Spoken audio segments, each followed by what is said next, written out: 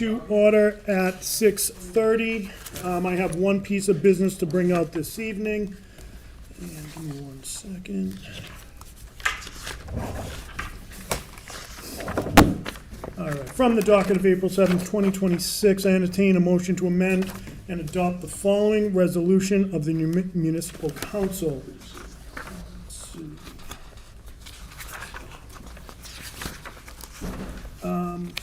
Resolution of the Attleboro Municipal Council regarding the Capron Park Zoo.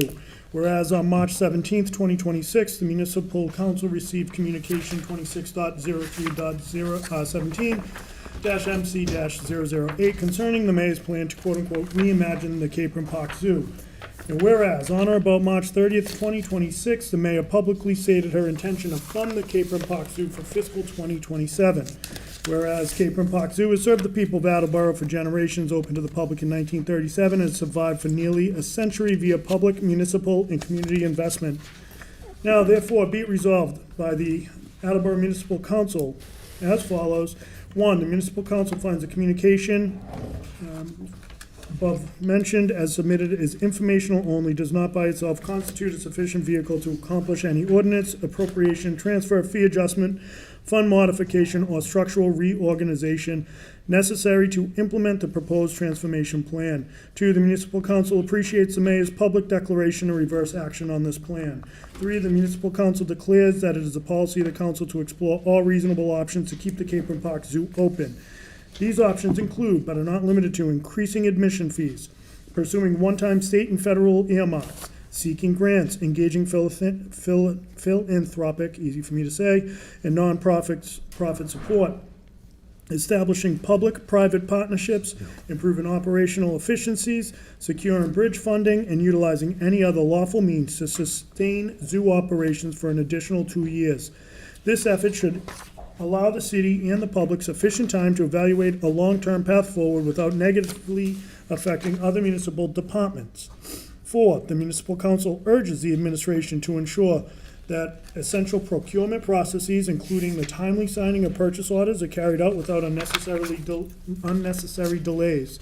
5, the Municipal Council urges the administration to ensure the concession stands and gift shops are fully operational and adequately staffed, whether through city employees or a coordinated volunteer program to support the zoo's financial health. 6, the Municipal Council requests a clear commitment that no retaliation will occur against staff members who exercise their right to advocate for their positions for the preservation of the zoo during the recent planning period. 7, the Municipal Council further declares that if after 2 years Capron Park Zoo continues to require significant city subsidies, it intends to consider, in coordination with the administration, in accordance with applicable law, options for preserving zoo operations and related needs, including mechanisms that allow the residents of the city of Attleboro to have a direct voice in this decision. Second. Thank you. Motion is in order. First of all, I think it's important to recognize the mayor and her decision to reverse course in terms of reimagining the zoo. I want to thank President Kobus for his work with both resolutions. I think that this is an important resolution as it memorializes where I'm thinking, based on what I've heard from a lot of people, we are as a city and where we are as a council. I think this gives us opportunity to look into different funding options, different subsidy options. I think that I don't know a lot of the necessary conversations were had before this came down. I think that there was a couple different paths that could have gone down before we jumped right to this piece. So I've talked to the state delegation. I know that they're involved now and there's conversations, but I don't know that those conversations happened prior to this coming down. I don't know that there were other conversations with other zoos, other zoo associations. So I think this gives us enough time to plan, and as I've said a million times on this council, is if we fail to plan, we plan to fail. And right now, I think we have an opportunity to listen to the public, who was pretty loud about what they wanted. I think we have an opportunity to look at the budget as it comes down, and this is going to be a very important budget. To take a look at how we are budgeting, to take a look at how do we pay for things that doesn't negatively impact other projects. I know public safety has some projects that are coming down that are really, really important that we need to take a look at.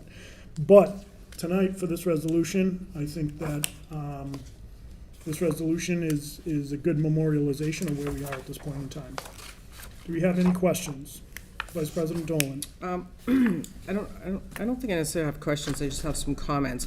So my only concern, my concern with this is the 2 years in the resolution. Like, I'm not sure we can get a commitment or plan that far out. And that's on number 3 and number 7. Number 4, I mean, I understand the point of urging the administration regarding the procurement process and such, but that seems to be an administrative function. And number 6, I mean, retaliation, like, that's illegal. That, like, I don't know why we would add that there would, if there was any retaliation, that just doesn't, I don't know, that doesn't make sense to me. And I understand, I completely understand the public's shock over this, because, you know, they're not where we are. They don't see what we see and hear what we hear regarding budgets and money and such. But this should be no surprise to any counselors, because we get the financial statement from the zoo every month, and that includes this council. I understand there's newer folks here too. But this council, previous council, this administration, previous administrations, it should come as no surprise that this is where we're at. So, I mean, I definitely have a problem with the 2-year thing, because I don't know if we can make any type of commitment or expect any type of commitment for what happens next year. But that concludes my comments. Yeah, so a couple things where I'm just got to provide some clarification. The numbers that come down, the zoo's going to hit their numbers this year. They had a strong March. They had the strongest March that they've had. They're going to hit their numbers. So is it a surprise? Yeah, it's a surprise when it comes down out of the blue to say we're closing it, and there wasn't a real plan attached to it. We were blamed in the Dog and Pony Act that we were going to be responsible for a bad fiscal 28 if this happens, but yet we were going to have a zoo that was still going to be operational or have the same overhead without a revenue stream. So that was important to note, that yes, we have the numbers, and the numbers are actually showing an upward trend. As far as the coordination, it's a plan. Now, the administration can take this resolution and file it in the trash can if they want. This isn't a commitment. This is what we're asking as a council in this point in time. This is a plan. 2 years is enough time to plan. So I don't understand that. As far as the retaliation, I think that some of the members and the employees of the zoo who were told that they were in no uncertain terms are going to lose their job advocated for themselves. So I think that is an important point, because they're afraid. And I think the manner in which the meeting, as I understand it, it wasn't exactly a sensitively delivered message. So that's where I'm at. Do we have any other questions or concerns? Councilor Holmes? Thank you. Thank you so much for putting this together. This is exactly what's needed. I appreciate all the comments. And in terms of the retaliation, a lot of times people in a position of power don't realize how much what that can mean to somebody to hear, start looking for a new job. I mean, if you tell somebody you're gonna have to get a new job right after Labor Day, they're gonna start looking now. And so the retaliation is important to have that point in there. And this is the appropriate response for what we were delivered. So I completely appreciate all the effort that you put into this. Thank you. Thank you. President Kobus. Thank you. I also appreciate all of the work that went into this, and I think this looks great, and I know it's evolved a few times. And I do applaud the mayor for changing course and her decision there. The one thing that makes me a little bit nervous, and I know the wording for numbers 4, 5, and 6 state that the council requests or urges the administration. I think it would be best if we were careful not to have the appearance of us interfering with the administration, which would be a violation of the charter. And I know, like you said, the administration could, just throw this resolution away. but where, and so it's not binding, but where one of our biggest points before was that the administration, according to the charter, could not have a reorg, and that was a violation of the charter, and we wanted to go for a vote before the council. I think it would be a little bit odd for us to then sort of tiptoe up to the line of interfering with the administration. But aside from that, I think everything else is great. Thank you for your words. Where I would challenge is urge, we can ask anything we want. That's We fair. can change urge to ask. I don't think that this is interfering at all. But if that's the will, like, we can make friendly amendments to change urge to ask. Additional questions, comments? I got just one, couple comments. Well, one of them on the, on the notice of the purchase orders. I don't know if anybody's spoken to Derek Corsi, but I did. And he did assure me that he had the full go on placing purchase orders. So he told me that no uncertain terms that was happening. And that was going on all this week, so that we should be good there. The other one, I would be concerned a little bit about retaliation. I just, obviously you don't want any of that, and I get that and I completely respect that. But I don't want to, I hope we're not setting a precedence where we have to put that in there everywhere. That's the only thing I'd be concerned of. But thanks for all your hard work. No, thank you, I appreciate that. Sarah Lynn? So I go along with Laura. The retaliation thing, as far as I'm concerned, is way out of line. There are people, we all know, there are people that are going to get laid off, whether they're at the zoo or other departments in this city. It's going to happen. We all know where the budget is. So what do we say to the people that are getting laid off in other departments? Is that something that we're doing because we're being angry at them for not doing this or doing that? The mayor isn't a retaliatory person. Yes, she got caught in this mess because, again, her communication did not go to a committee. Had that happened, none of this would have even occurred. It would have gone to a public hearing. People for and against would have shown up. That did not happen, so that is unfortunate. But that is how it happened, and again, I say this council is at fault for that, and I'm pointing to our new president. As far as, I agree with the administrative stuff, we should stay out of it. We know that she's rescinded, she's moved back. She said it 100 ways to Sunday. Okay, I heard you, so what is this for? Is this to do some added humiliation? Is it to make the council look stronger? I was on that committee, along with a couple of people in other department heads, city council members, when Mayor Dumas brought this up at one time, and also the second time when this mayor brought it up. This is nothing new. Hank Sennett wrote on the website talking about that this happened 50, almost 50 years ago when he was on the council. That this has always been a problem. This is nothing new. The mayor did give them money, almost $500,000. And now she's going to give them $1 million. And I don't know about all the rest of you, but I have gotten from department heads, well, what's going to happen when all that free cash is gone? Where am I going to be able to grab a few dollars? So get ready. This is way going to cause not just the problems for the zoo, which I, like Laura, understand how people feel. But there were never a chance for any of the people that agree with it to be heard. So we're giving it another year. I think a year should be enough, and that the mayor is working with the Friends and is trying to make things different. But that doesn't mean it's going to happen. We've been trying to do it for years. And, we have the general revolving and enterprise funds. To me, it's like mixing it up on the New York streets, moving the money, moving everything around, because most people don't realize that that's what happens. The money gets moved around, so if it's not in the revolving fund, it might end up in the general fund. Or we get the enterprise fund where the water and wastewater could pay for everything in their own department if we didn't take it and move some to the general fund. $1 million, $2 million. That's the fact. And so, believe me, this is a difficult year. Everyone here should know it, maybe not the new people, but most of you should know it, you've been here long enough.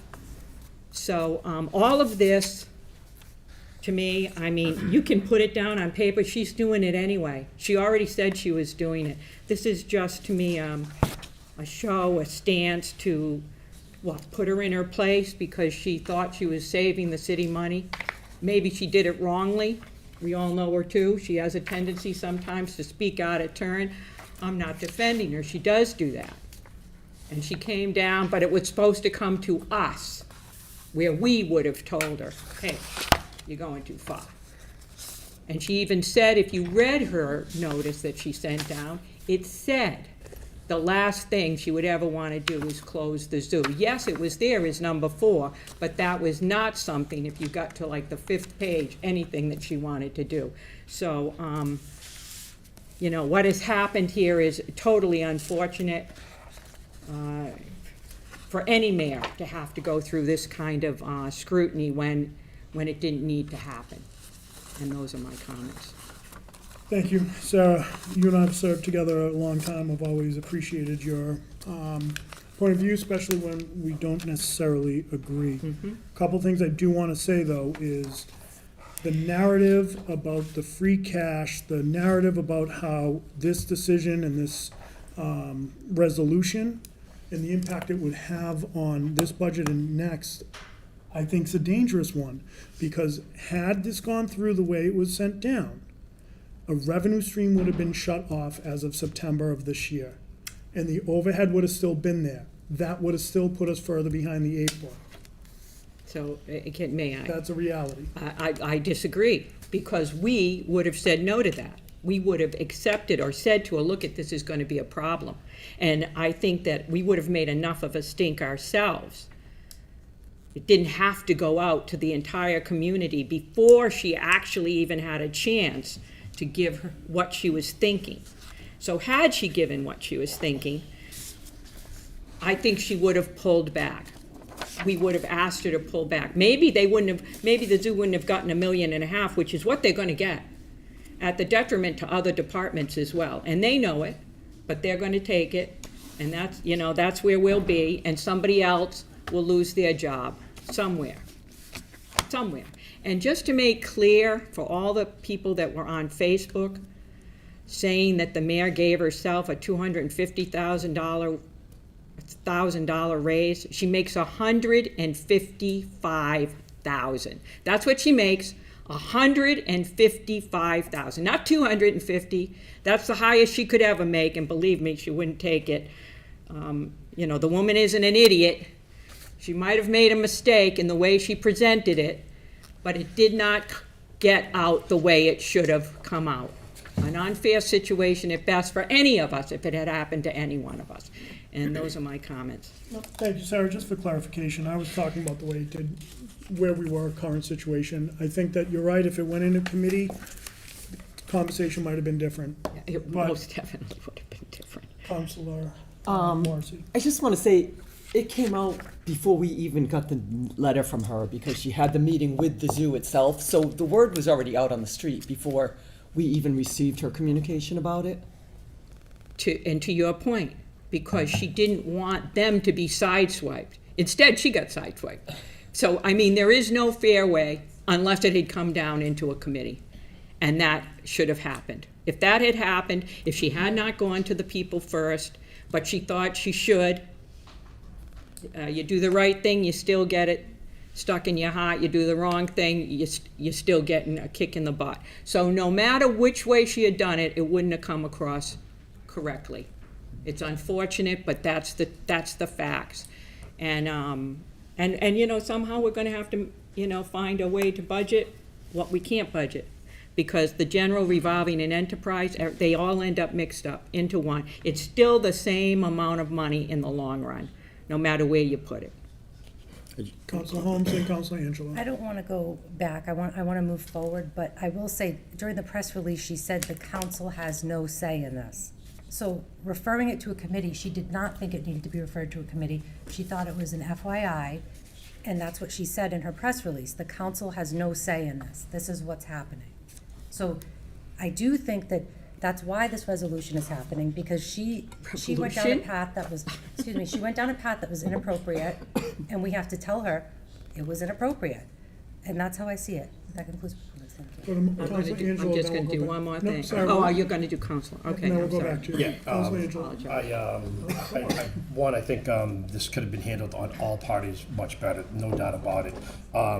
But to Council Morrissey's point, and I like to think that the mayor had in good faith about talking to them ahead of time, because I got laid off about 5 months ago. You know how much of a notice I got? I drove 2.5 hours to Connecticut to get told as soon as I walked in the door, sorry, we don't need you anymore.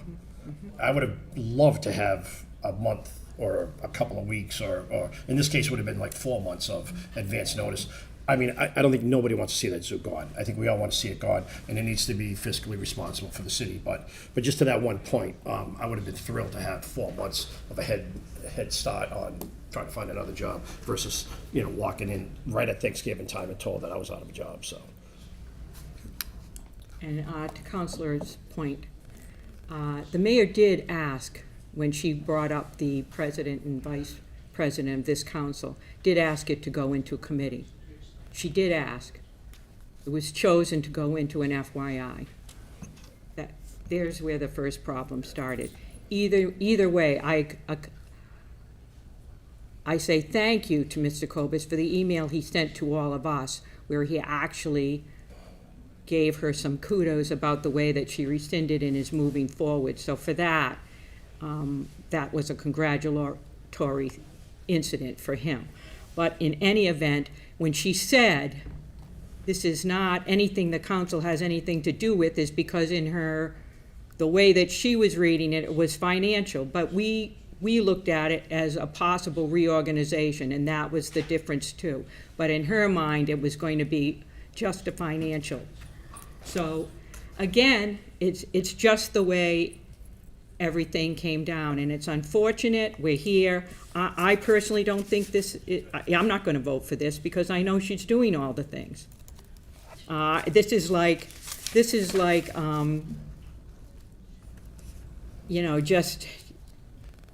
just continuing. I know it'll probably pass, but I'm saying that the start of where it went wrong was right here, and that's unfortunate.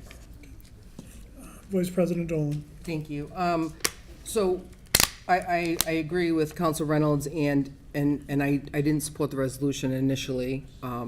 And since I'm on the committee and Council Tavares isn't here, I will vote for it to go to the full council, because, I was gonna ask President Kobus to be the third. okay, regardless, okay. But I agree with, On Zoom, FYI. That's, oh, did we know? Councilor Tavares is on Zoom. Oh, okay. Yes. Hi, John. Hi, Jonathan.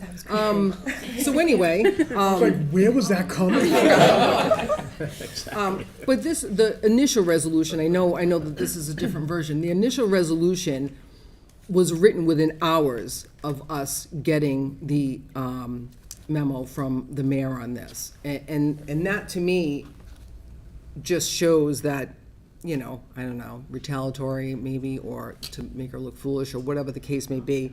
But the resolution was written like before anybody knew anything. So anyway, I won't support this at the full council level. Thank you. All right. Council Sawyer. I wanted to make a comment because she had said at the very beginning that it was a financial decision, right? And is it because the zoo was not making money that they expected? I mean, is there other places that, don't make money that we, don't have to take away or close? So I don't know how it works. Really, I'm not a financial person, but I just see different, we all get the reports from all the different departments and seeing if they make money or not. And so are departments all supposed to make money to make sure they don't close? But I mean, and this is something that is special to Attleboro too. You know what? I feel like, it's something that makes people want to come and to do something in the city. And it does make some money. Maybe it's not what they expect, but so that's kind of what my question, because I don't know, like I said, I'm not a financial person.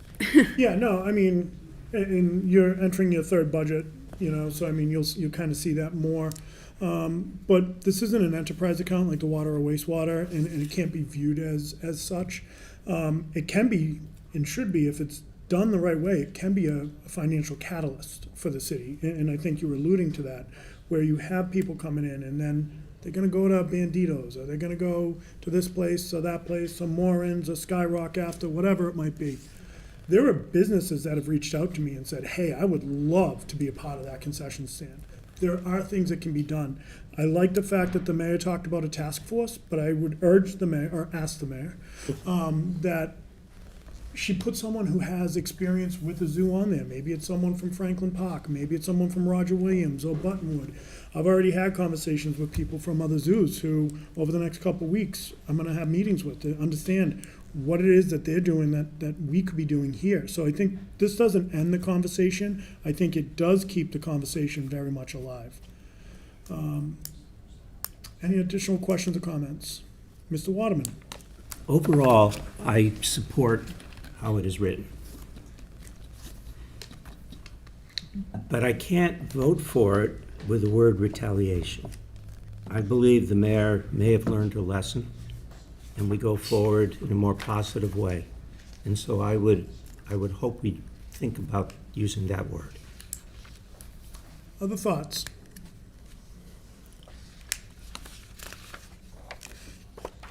I would be all right if we amended it to remove bullet 6. If that would make it more palatable, I think I would be all right with that.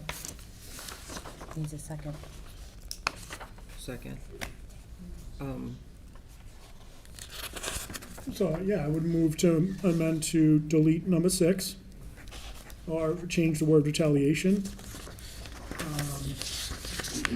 So we can remove it. I think it's been talked about. I think the message has been sent. Other thoughts on that? Mr. Waterman? No, that would suit me if we remove 6. Vice President Dolan? Yeah, I'd be in favor of removing number 6 completely, and I'd like to amend it, if you wanted to amend it, and get rid of the 2 years. Well, let's just focus on the First Amendment first, and then we can, if you want to make an amendment, we can do that. Okay. Council Tavares, any questions or concerns on removing point number 6? I have no concerns there. I would support that. All those in favor? Aye. Aye. Aye. Okay, we're back to the motion as amended. Vice President Dolan? So, with number 6, I mean, I wouldn't mind moving bullets 4 and 5, and then the 2 years in 3 and 7.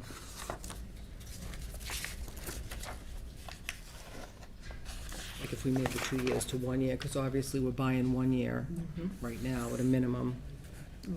I won't second that. Mr. Tavares? No, I will not second that. Okay, so there's no amendment on the floor. Additional questions, comments, concerns? Seeing none, we'll vote on the amendment as, the motion as amended. All those in favor? Aye? Aye. Opposed? Opposed. Motion passes 2-1. I would now entertain a motion to adjourn. Second. All those in favor? Aye. Aye. We're adjourned at 6:59.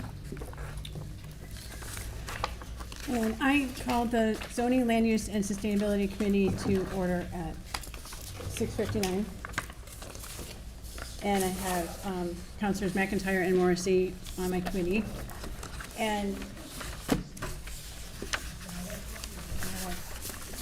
from the docket of February 17th, 2026, I entertain a motion to call for a public hearing on April 21st, 2026, regarding the request to amend Chapter 18, the Local Wetlands Protection Ordinance of the revised ordinances for the city of Attleboro.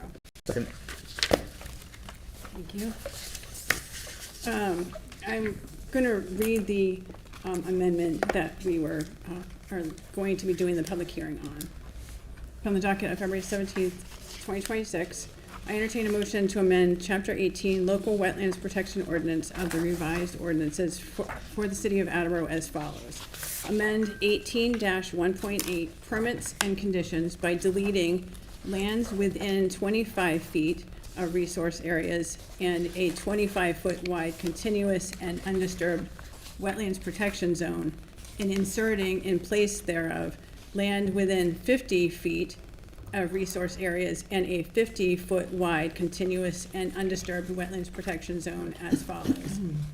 If the Conservation Commission, after a public hearing, determines that the activities which are subject to the permit application or the land and water uses which will result therefrom are likely to have a significant individual or cumulative effect upon the resource area values protected by this ordinance, the Commission, within 21 days of the close of the hearing, shall issue or deny a permit for the activities requested. If it issues a permit, the Commission shall impose conditions that it deems necessary or desirable to protect those values, and all activities shall be done in accordance with those conditions. The Commission shall take into account the cumulative adverse effects of loss, degradation, isolation, and replication of protected resource areas throughout the community and the watershed resulting from past activities, permitted and exempt, and foreseeable future activities. The Commission is empowered to deny a permit for failure to meet the requirements of this ordinance, for failure to submit necessary information and plans requested by the Commission, for failure to meet the design specifications, performance standards, and other requirements and regulations of the Commission, for failure to avoid or prevent unacceptable, significant, or cumulative effects upon the resource area values protected by this ordinance, and where no conditions are adequate to protect those values. Due consideration shall be given to any demonstrated hardship on the applicant by reason of denial as presented at the public hearing. Lands within 50 feet of resource areas protected by this ordinance are presumed important to the protection of these resources because activities undertaken in close proximity to resource areas have a high likelihood of adverse impact upon the wetland or other resource, either immediately as a consequence of construction or over time as a consequence of daily operation or existence of these activities. These adverse impacts from construction can include, without limitation, erosion, siltation, loss of groundwater recharge, poor water quality, and loss of wildlife habitat. The Commission therefore shall require that the applicant maintain on any permit application and delineate on any plans as are deemed necessary by the Conservation Commission a 50-foot wide, continuous and undisturbed wetlands protection zone measured from and parallel to the resource area boundary. The Commission may but shall not be required to. Number 2, amend 18-1.8 permits and conditions by adding the following subsection. D, allow the applicant to alter the wetlands protection zone to conduct activities that are considered minor in nature if the Conservation Commission determines that the proposed work, including proposed mitigation, will have no significant adverse impacts upon the resource areas protected under this ordinance. Minor activities include but are not limited to: 1, repairing or replacing an existing septic system. 2, installing unpaved pedestrian walkways. 3, installing fencing and stone walls. 4, vegetation cutting for road safety maintenance, limited to the following: A, removing diseased and damaged trees and branches that pose an immediate and substantial threat to driver safety by falling into the roadway. B, removing shrubbery and branches to maintain clear and visible guardrails. Such work shall extend no further than 6 feet from the rear of the guardrail. C, removing shrubbery and branches to maintain clear sight distance at existing intersections. The extent of such work shall be at the discretion of the Conservation Commission or the agent.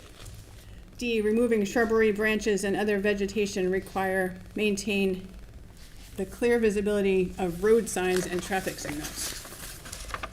3, amend the 4th paragraph of 18-1.8 permits and conditions by deleting the sentence any permit may be renewed once for an additional 1-year period, provided that a request for a renewal is received in writing by the commission prior to expiration.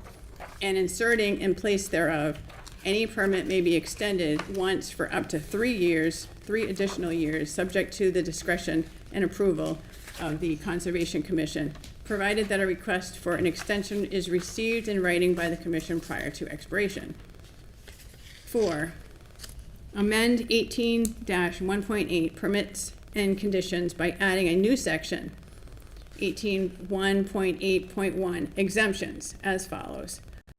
Provided appropriate erosion and sedimentation controls are implemented as needed, the following activities shall be exempt from the provisions herein. A, additions to existing single-family dwellings, provided that the addition is within a previously disturbed area, such as an existing lawn, driveway, or deck, and further provided that any work within 25 feet to the nearest wetland resource area shall still require an order of conditions and any other relief required hereunder. B, reconstruction, remodeling, or maintenance of an existing single-family dwellings and accessory structures where legally pre-existing, provided that the footprint of such dwellings and structures remain the same. Maintenance includes, but is not limited to, painting, siding, replacing fenestration, replacing HVAC, repointing brick, maintenance of patios and pools.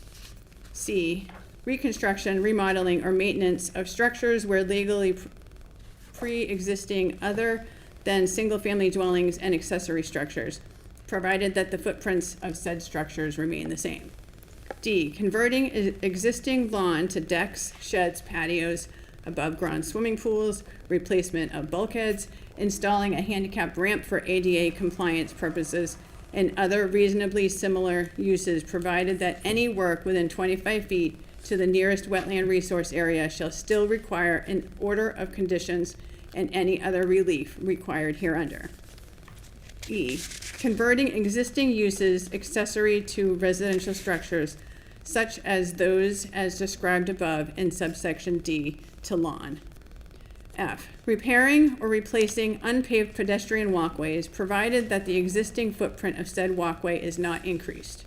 G, repairing or replacing existing fencing and stone walls, provided that the existing footprint of said fence or stone wall is not increased. H, mowing existing lawns and maintaining existing landscaped areas, provided that no yard waste and cut grass clippings are disposed of in wetlands protection zone or resource areas. I, planting native species of trees, shrubs, or ground cover within previously disturbed areas. This exemption, however, does not include the installation of turf lawns within previously undisturbed and vegetated areas. J, converting impervious surfaces to vegetated surfaces, provided no exotic or invasive species are planted. Activities that are temporary in nature, having no significant adverse impacts, and are necessary for engineering, planning, and design purposes, provided that resource areas are not traversed to access such work areas, i.e. installation of monitoring wells, exploratory borings, sediment sampling, surveying, and percolation tests for septic systems. K, installing, repairing, replacing, and removing signs, traffic signals, sign and signal posts, and associated supports, braces, anchors, and foundations along existing paved roadways and their shoulders, provided that work is conducted as far away from resource areas as practicable, but no closer than 10 feet at any time. This section only applies to work done on behalf of a local, state, or federal government entity.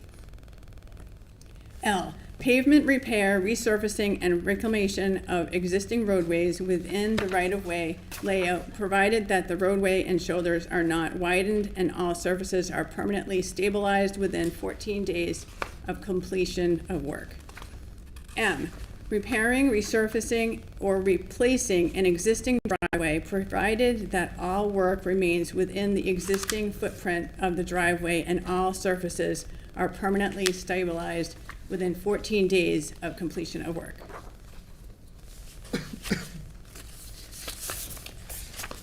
this is the, what the amendment to the ordinance, would look like. And that's what we're gonna be doing the public hearing on. That's what we're, voting in the committee to have the public hearing. And that's what we're calling it on. Any comments or questions? Was it seconded? It was seconded before I read all of that. I don't know if that's, Were you just reading it into the record? yeah. Okay. Any other comments? All right, then we'll call for a vote for, to call for the public hearing on April 21st, 2026. Aye. Aye. Aye.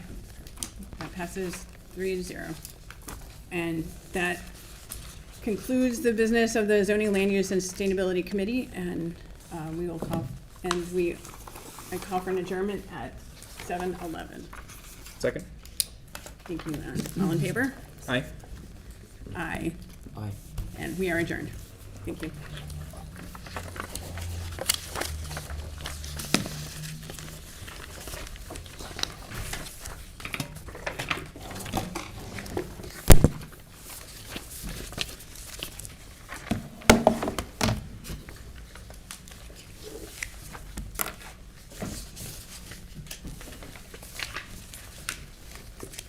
Good evening, everyone. Call this meeting of the Attleboro Municipal Council to order. Please join me in a salute to the flag. I pledge allegiance to the flag of the United States of America and to the republic for which it stands, one nation, under God, indivisible, with liberty and justice for all. Thank you. And where we have one person participating remotely, we'll need to do a roll call vote. So, Madam Clerk? Yes, Mr. President. Mr. Delicio. Here. Mr. Tavares. Here. Ms. Morrissey. Here. Ms. Reynolds. Here. Vice President Dolan. Here. Ms. Holmes. Here. Mr. McIntyre. Here. Ms. Sawyer. Here. Mr. Waterman. Here. Mr. Angelo. Here. President Cobus. Here. All councilors are present this evening for the meeting. Thank you, Madam Clerk. We will be taking everything in order, so there's no need to suspend the rules. And so we will start with our first public hearing. Madam Clerk, will you read the notice? Certainly. Public hearings for April 7th, 2026. Public hearing regarding the Community Development Block Grant Program 2026 Annual Action Plan and authorization to submit the action plan to the U.S. Department of Housing and Urban Development on or before May 15th, 2026. Thank you. Is there anyone here to speak in favor? Welcome. Good evening, council. I just have a brief presentation of our action plan. I don't know if it's Careful up with on the it. Thank you. computer. Perfect. So I'm gonna go through just kind of what our year looks like this year and kind of what we're planning ahead for the following year. So the annual action plan outlines the specific actions, activities, and funding allocations for community development projects supported by the program.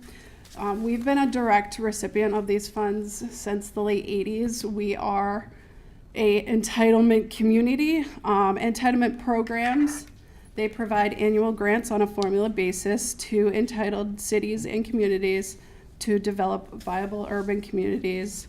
Principally for low and moderate income persons, we receive funding directly through the Department of Housing and Urban Development, HUD. So how can CDBG funds be used? We support the rehabilitation of affordable housing, so that's rehab or of owner-occupied units. That's in the form of a grant and a loan. We also do emergency repairs under that bucket of money as well. Public facility improvements. This is infrastructure for improvements like streets and sidewalks, neighborhood facilities as well, handicapped accessibility improvements, and public service programs. So for our year, I forgot to change the dates, but July 1st, 2025 to June 30th, 2026, we had an allocation of 394,424. That does not include like our program income expenses that we receive ongoing throughout the year as well. Total, not including admin expenses, we've spent $255,785, and we have served approximately 280 residents with our social service programs. And then for housing projects, this year we've completed 3 rehabilitation projects.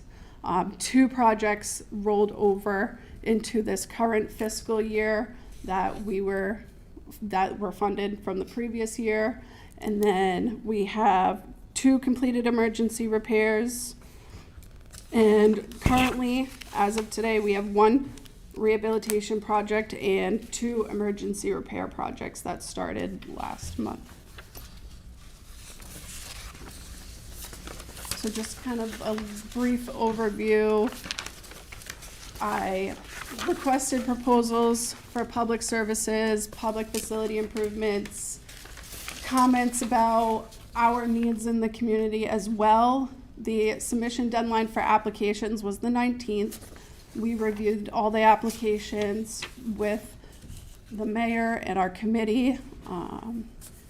We've had a great turnout this year versus previous years, I will say, and I'm hoping every year more and more social service agencies apply as I'm continuously getting the word out. We have not received our award letter yet from HUD, but every year we like to anticipate level funding. Anticipated program income by the end of this fiscal year is going to be roughly $26,000. We have unobligated funds. Those are from prior year funding that we just haven't spent yet. So we're looking at about $570,000 for our total budget. And then this kind of just breaks down the budget as well.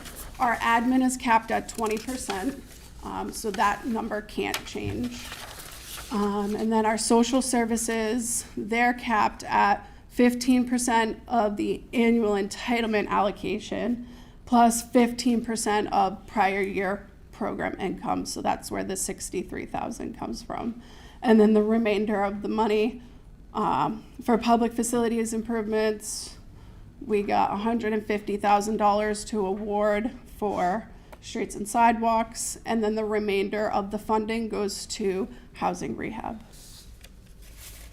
So I am requesting council to vote to approve the submission of the 2026 annual action plan, along with language stipulating that once the final allocation is released by HUD, administration can decrease a maximum of 25% requested in each category proportionally, and authorize the mayor to submit the action plan on behalf of the city prior to May 15th, 2026. Perfect. Are there any questions? Councilor Sawyer. Is the money that you usually get from HUD, is it late right now? Are you, It's not, right now it's not late. We're just waiting on the award letter. They usually send out like an official announcement in our contract around October time. That's usually the case. Last year, because of the shutdown, we had a little bit of a late start. and I just Yes, please. follow up? Is it, you usually get the amount of money that you expect? So this past program year, we expected level funding from program year 2024, and we actually received more money in program year 2025. So we're anticipating around the same amount. It could go up, it could go down. It just depends on how they calculate their funding in Washington and how much money they have. Councilor Waterman? Yes, I was curious, how do we go about selecting the houses that get rehabilitated? So they have to apply for the program. So once they submit an application to my office, I'll go through it. They have to meet HUD income guidelines as well.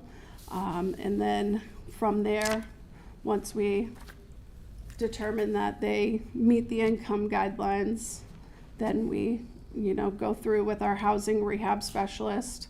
He'll do a work write-up on the home and then a cost estimate of the work as well.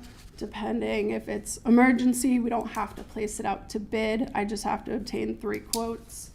But for the rehab portion, we place it out to bid. The contractors from our approved list bid on the project, and then we go from there. Thank you.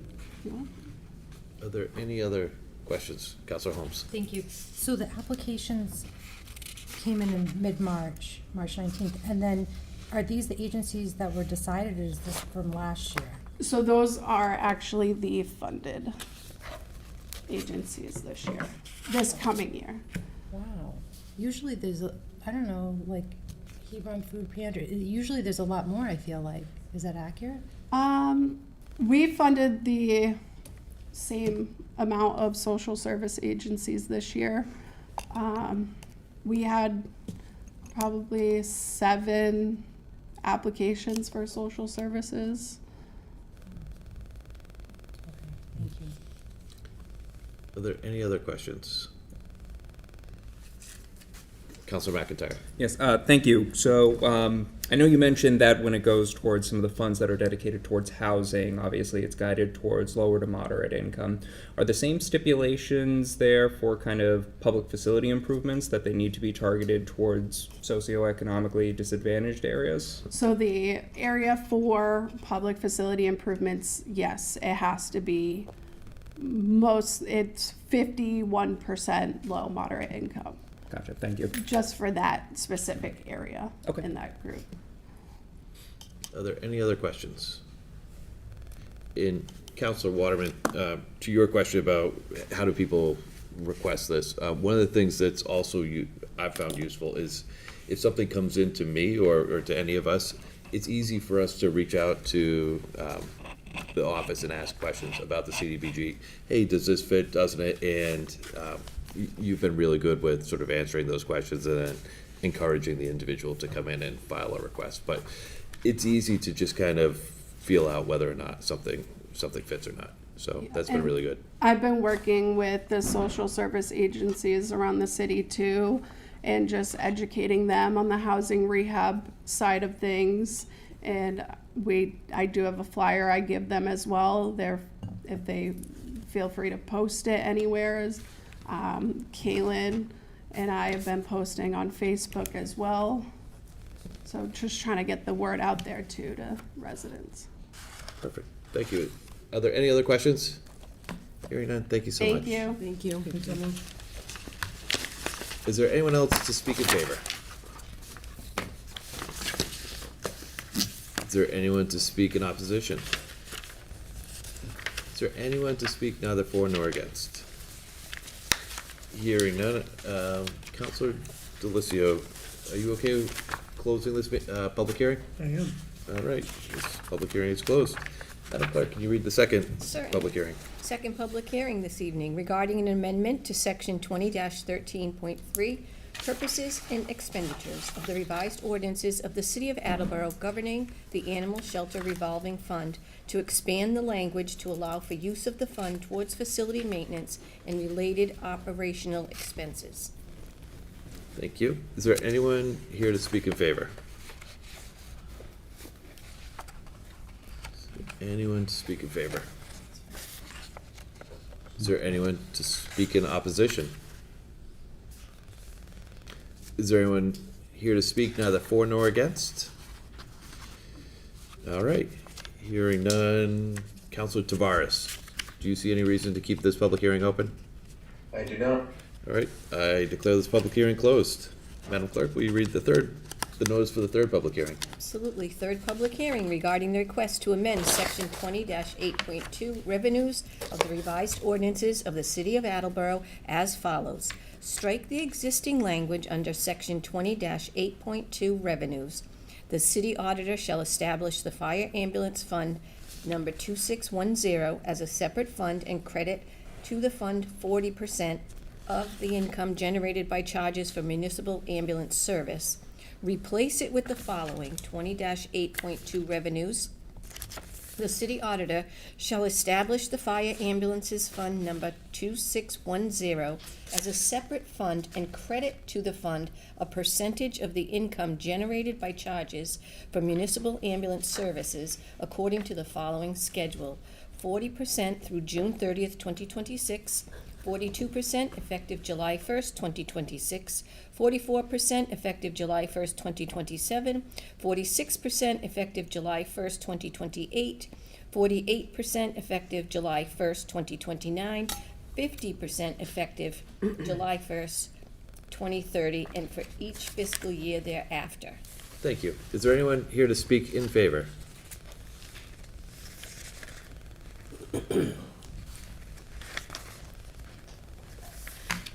Welcome, Chief Chance. Good evening. For the record, my name is Scott LaChance. I'm the fire chief for the city. I'm here to speak in favor of the proposed ordinance change.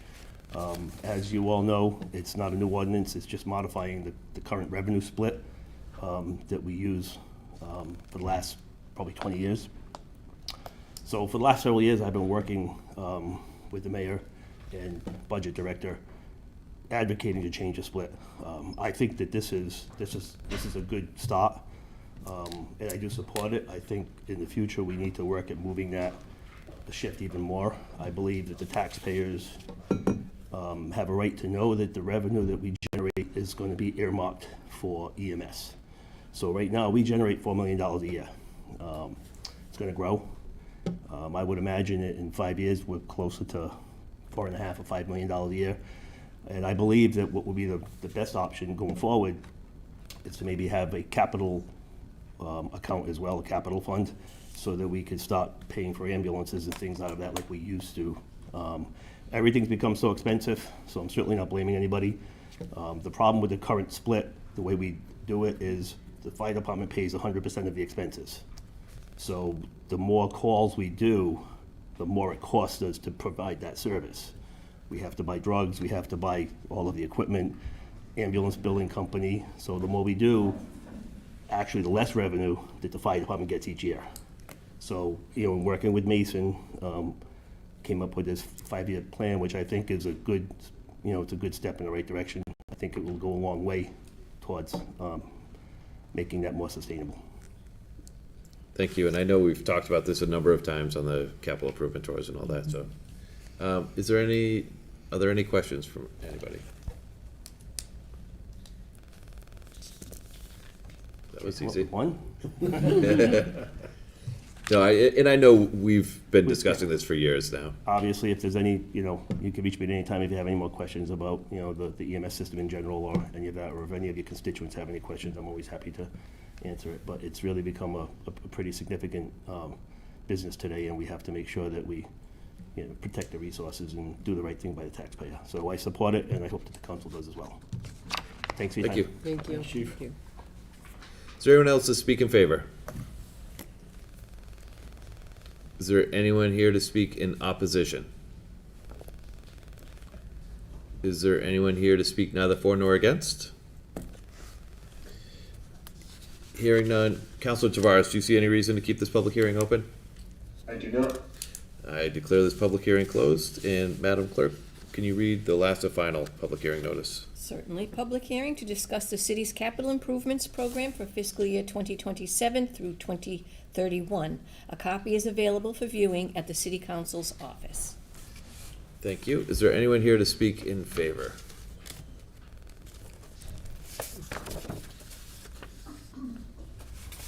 Anyone to speak in favor? Is there anyone to speak in opposition?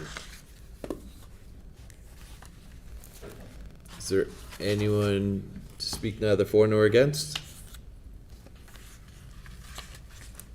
Hearing none. Councilor Delicio, do you see any reason to keep this public hearing open? I don't.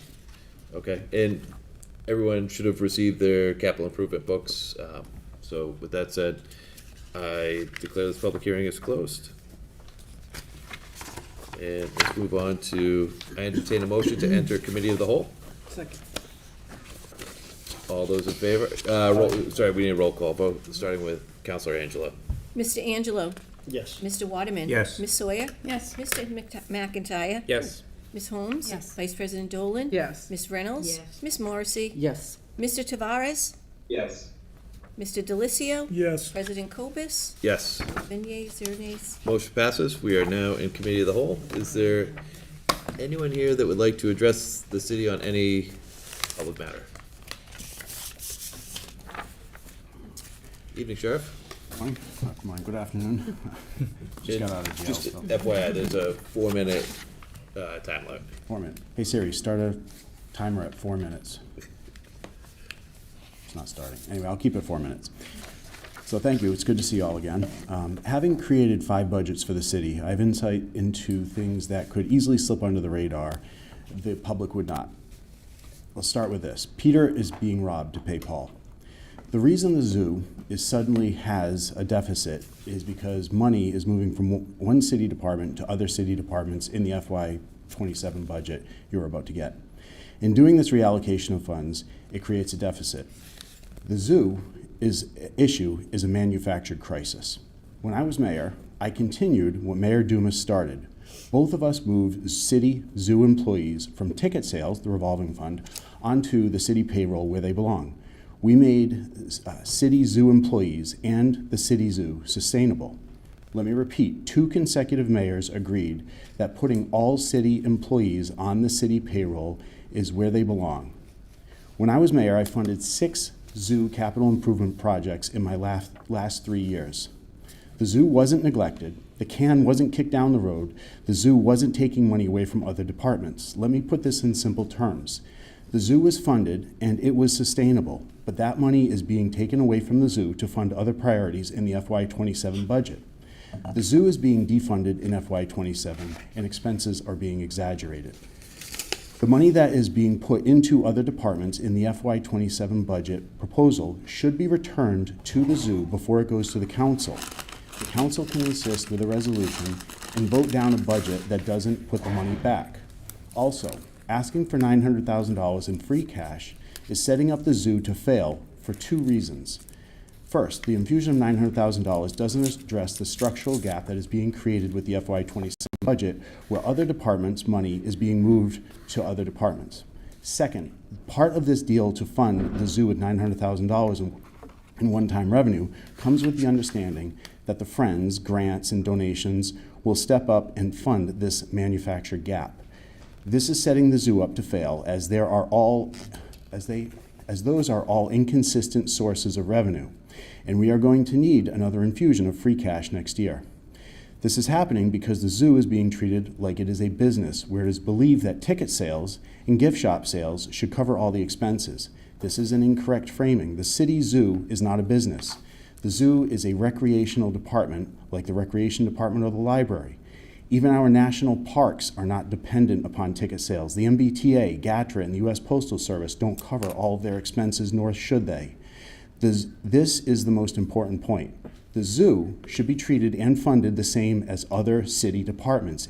If it is, there is no crisis. Any money from the Friends, grants, or donations helps the zoo on the margin, but no other city department is funded outside money to be sustainable. The zoo should not either. Lastly, the claim that the city cannot afford the many capital needs is based on a strategic plan that is a wish list, not a real list of needs. The actual urgent capital needs of the zoo are several $100,000, not tens of millions. The sky is not falling. Budgets reflect priorities. Don't rob Peter to pay Paul. Keep money previously spent on the zoo in the zoo. I'm happy to take any questions. Thank you. Are there any questions from anyone on the council? Hearing none. Thank you, Sheriff. I think you have. Thank you. Is there one up there? Councilor, I thought there was one, I thought I saw a hand somewhere on attendance. that is to speak. As a speaker that looking to talk.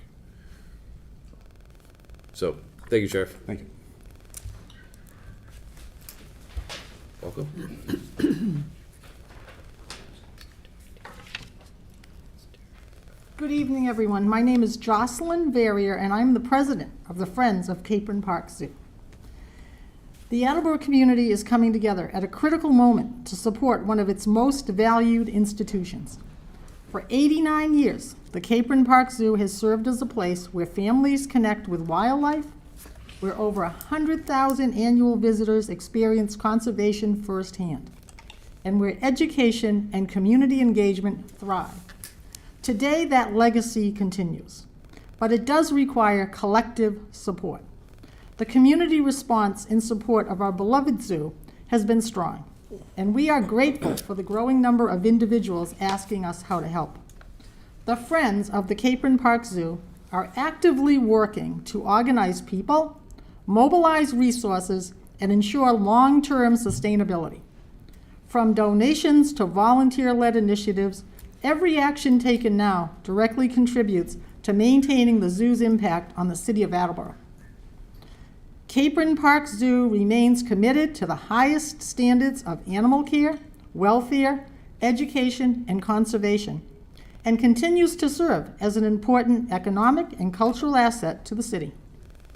Community members are encouraged to get involved by donating, visiting, and volunteering. For anyone looking for more information on how to donate or join our volunteer efforts, links to registrations can be found on our website and social media pages, friendsofcpz.org. On behalf of the Friends of Capron Park, we are grateful to our community for your roaring support, our City Council members' due diligence, and Mayor Kathleen for the continued conversation to shape the future of this cherished institution together. Thank you for your time and attention to this matter. Let's get to work. Thank you. Thank you.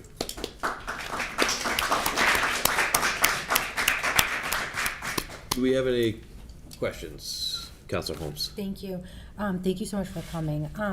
I think that the biggest part of the strategic plan from last fall, or last summer, I guess, late summer, is that the encouragement of having an executive director and really elevating the board to become a little bit more professional and formal in a way.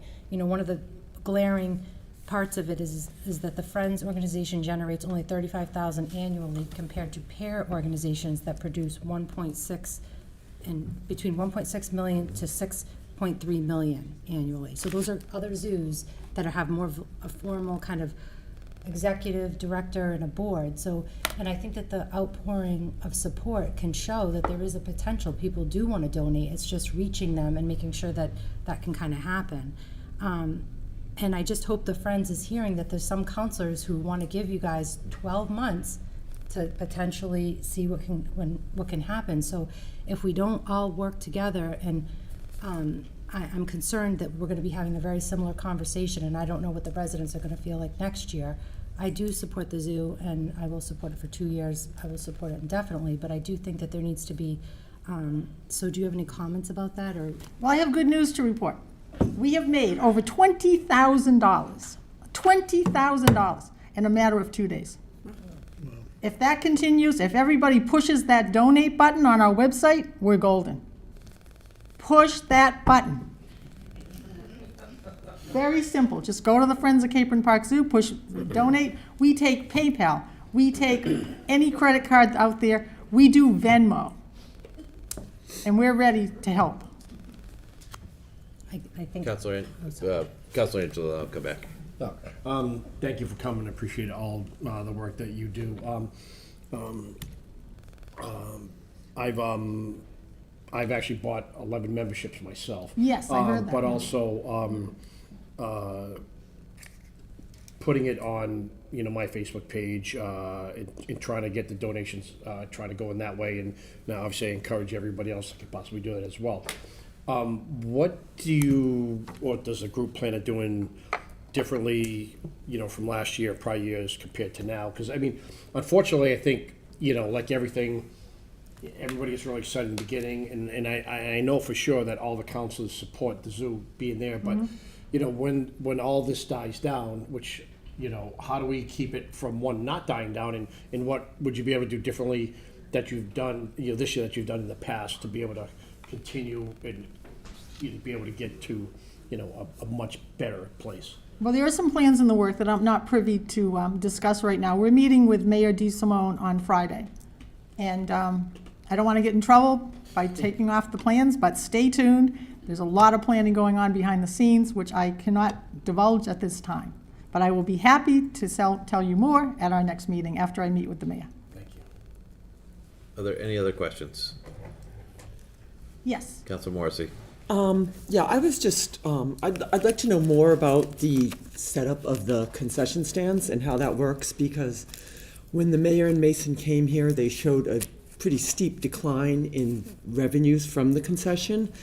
And going through the strategic plan, I know the goal was to have the concession stands open as of April 1 this year. Correct. Which Correct. has not happened.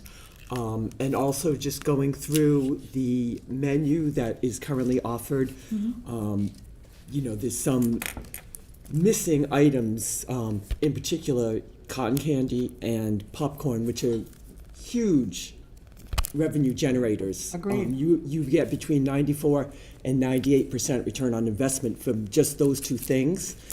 And I looked into it. You know, you can get a cotton candy machine for $100, and to have 2 of those at the zoo. So I'm just wondering, you know, where you stand with staffing, if there's a plan to have, I believe that concessions aren't with the Friends right now, but do you have any idea or possibly getting volunteers to help with concessions? Because I think that will drive a lot of revenue. You make a lot of money on concessions in a zoo. Absolutely, absolutely. One of the things that we have proposed is vending machines. We've already got a vending machine there. We are waiting for a memorandum of understanding to be signed by the mayor. And she seems to be an advocate of vending machines right now. So when the concession stands are not open, people would be able to buy a snack from a vending machine. The mayor has been to Japan, and she was very impressed by the use of vending machines all over Japan. So that's one possibility. Another possibility, if the Friends group supports it, is to have volunteers, as you said, run the concession stands, similar to what they do with some of the teams, the local sports teams. But that would require someone that would do the organization of the volunteers, ordering the supplies. None of us are in the restaurant business. So there's a lot of things on the table, you know, that could be discussed further. But that's an excellent point. The profit margin on popcorn and, as you said, cotton candy is amazing. You don't get a return like that in a lot of investments. Councilor Angelo? Thanks, President Comas. I had a meeting with 2 Fridays ago with some zoo personnel, including Corsi, and I asked them about the concession stand, about the volunteers and stuff. And I'm trying to get a little bit more information on it, but he also said to me, I said, why can't you have volunteers, or why don't you have volunteers? And he said they all have to be certified by a certain certification. Right. But then someone else told me that if long as one person there that's in charge is certified, everybody else is okay. I don't know if that's true or not, and I haven't verified. Well, I have some information about that. I worked for a while for Stop and Shop. I was a teacher for 36 years, but in retirement, I did have a position with Ahold, which owns Stop and Shop. And there is a Safe Serve course that people can take online, so you can get Safe Serve certified. But you do not have to have that certificate if you're just handing out food that's already packaged. I don't know if you're familiar with clamshells. Usually they put a sandwich in a plastic container. There's nothing that says you have to be Safe Serve certified to hand that out. It's only when you're preparing the food you have to be Safe Serve certified. And the certification's very easy. We used to do it at Stop and Shop online. It's an online course. You get a certificate when you're done. It's very hard to fail it, if you know what I mean. So it's something that could be done with a minimal amount of effort. Thank you. Thank you. Any other questions? Thank you for joining us. Well, thank you again. Remember to push that button. Thank you. Mr. Kerr? Can I go next? Yes, please. Perfect. Let me just get my thing ready. All righty. Good evening, everyone. I'm here tonight not as a zoo hater. I've got fond memories of Capon Park, the lions, the ice cream on hot days, but memories aren't budgets. In this zoo, it's a money pit, plain and simple. Right now, taxpayers shell out over $900,000 a year. Yes, $900,000 just to keep it limping along. That's not support, that's a bailout for a dying attraction. Attendance down long term. Over 90% of Capon's visitors come from outside Attleboro, meaning our own folks aren't even showing up, yet we're subsidizing it like it's our lifeline.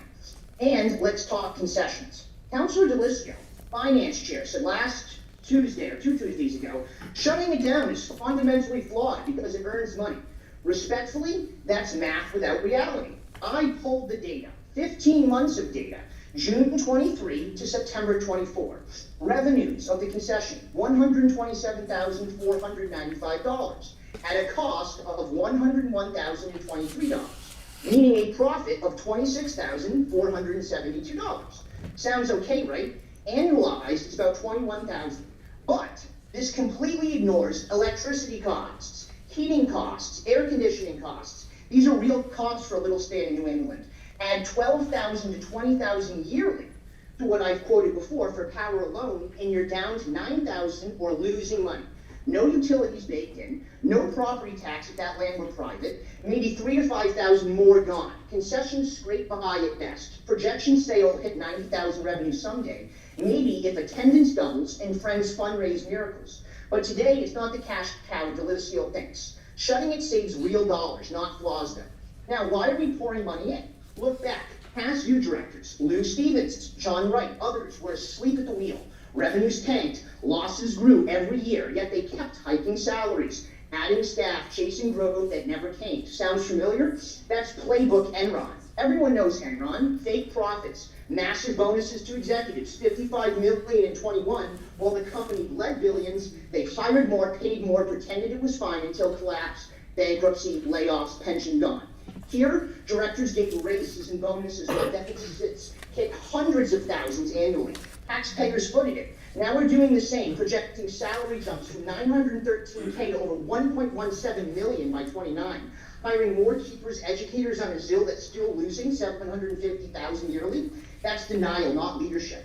As much as I love the zoo, the nostalgia, the kids' smiles, it's not fiscally responsible. Attleboro cannot afford it. We're short millions for schools, special education, busing costs skyrocketing, $9,000 per kid statewide, gaps of $3 million locally. If we can't fund real needs, education, roads, safety, there's no way on God's green earth we should lose $900,000 yearly on a decaying, decrepit zoo most locals skip.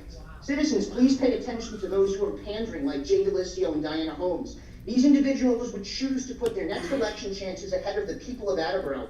Massive deficits in school funding across the board. They want to dump more money into a dying zoo. Clearly, humans sit on the back burner for these individuals. I beg you to see through their charade. Mayor, you are on the right path to transform it and stop the bleeding. The people should look for those who are trying to save taxpayer monies and those who look to frivolously spend. Nostalgia's sweet, but paved roads and properly funded schools are much, much sweeter. Thank you. Thank you, Mr. Kerr. Does anybody have any questions? Counselor Angelo. Just a simple one. Thank you, Mr. Kerr. I got a question. Obviously, the mayor is going forward. I'm sure you've heard that. But, so that being said, and you're obviously a data-driven guy. Let's say you're in charge of the zoo. What would be your thoughts on like keeping the zoo up and running, and on like what would be your way of making this successful? Yeah, absolutely. So if I was in charge, one of the things that I would look at is how are some of the other zoos doing?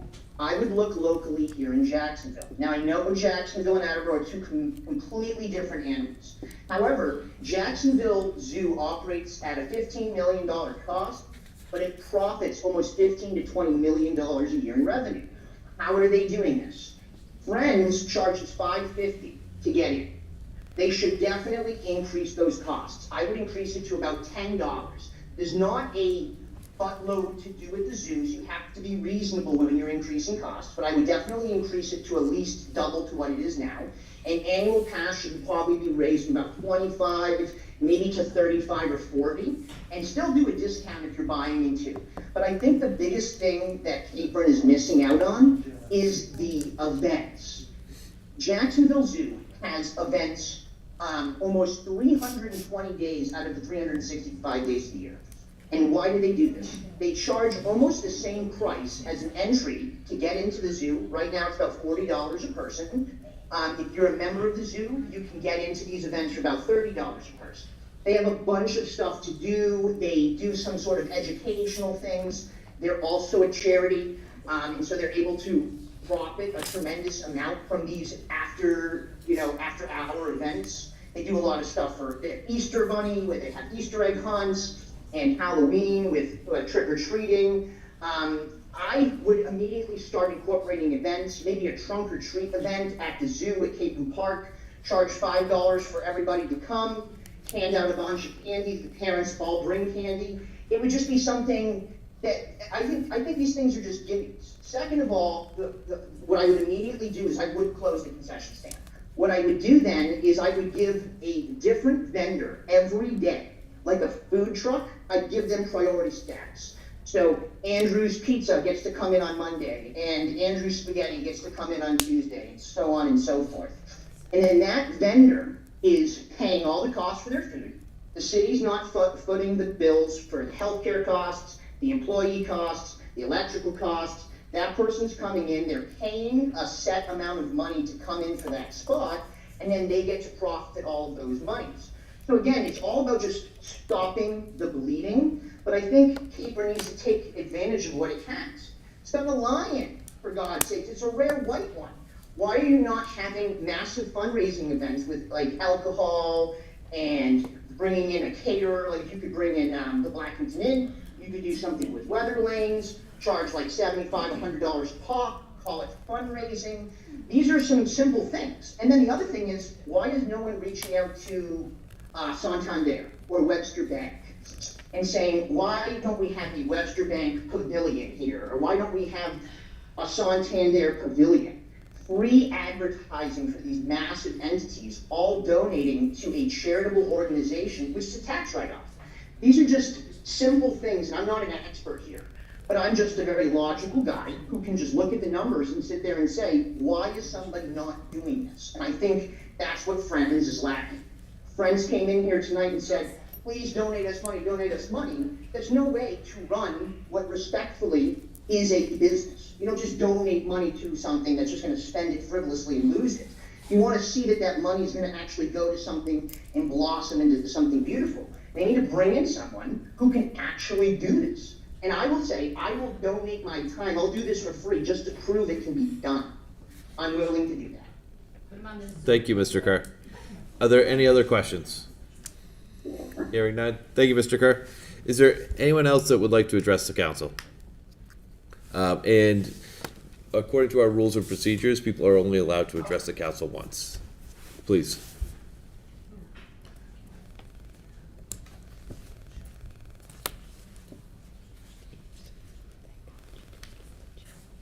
I saw this on the news tonight, so that's why I'm here. Okay, and just your name and address for the record? My name is Michael McCarthy. I live at 8 John Street, Attleboro, Mass. I've been there for 48 years. I've lived in Attleboro for 65 or 70, somewhere in that range. Anyway, the only perspective I think that's missing here is that Attleboro used to be known as the Jewelry City. It's not the Jewelry City anymore. No. Used to be where there's a restaurant on County Street across from the Balfour Park. That was the Balfour Credit Union. And the World Series championship trophies used to sit there, and you could walk by and look at them. That was an identity. Texas Instruments had a campus of 15 buildings over here, employed over 7,000 people. Attleboro was the 9th largest industrial city in the state. It's not that anymore. Capron Park is part of Attleboro's identity. Always has been. And I think it's a good one. I think this gentleman made a lot of good points. I don't necessarily agree with them all. But some things are more important than the bottom line, okay? I remember Capron Park when they had bison, they had a polar bear, they had lions, they had a little splash pool there. It wouldn't quite make your knees, but you could off in the summer. We played baseball there as kids, we played softball there. in the industrial leagues, you know, they used to have a shell out where the high school's tennis courts are now, and they used to have concerts on Sundays. And I don't know that it was a better place than it is now. It's a different place. The thing you don't have, I don't believe, is over the years you had the Sweets, and you had the Masons, and you had this family and that family and the Caprins, and they all invested in the city, in a legacy, I would say. And I don't know any of these people, it's like I don't know any of you people. But I think that's important. And I'll let you go here, but I just wanted to say one other thing. What I found odd about this whole thing, and I had no idea about everything that was going on here with everything that's been said tonight. I found it odd, because I read the newspaper and I watch the news, and that's about it. The mayor of Attleboro going on television announcing that she was going to close the zoo. Now, I'm not questioning her motives, okay? I'm sure they were honorable. But it was a shocking way to see that, because you never see the mayor of Attleboro on television. Well, not too often anyway. You don't see the mayor of Attleboro on television. And the other thing is that there was a report, I guess, that was taken by somebody, and it's never been released that I can know of.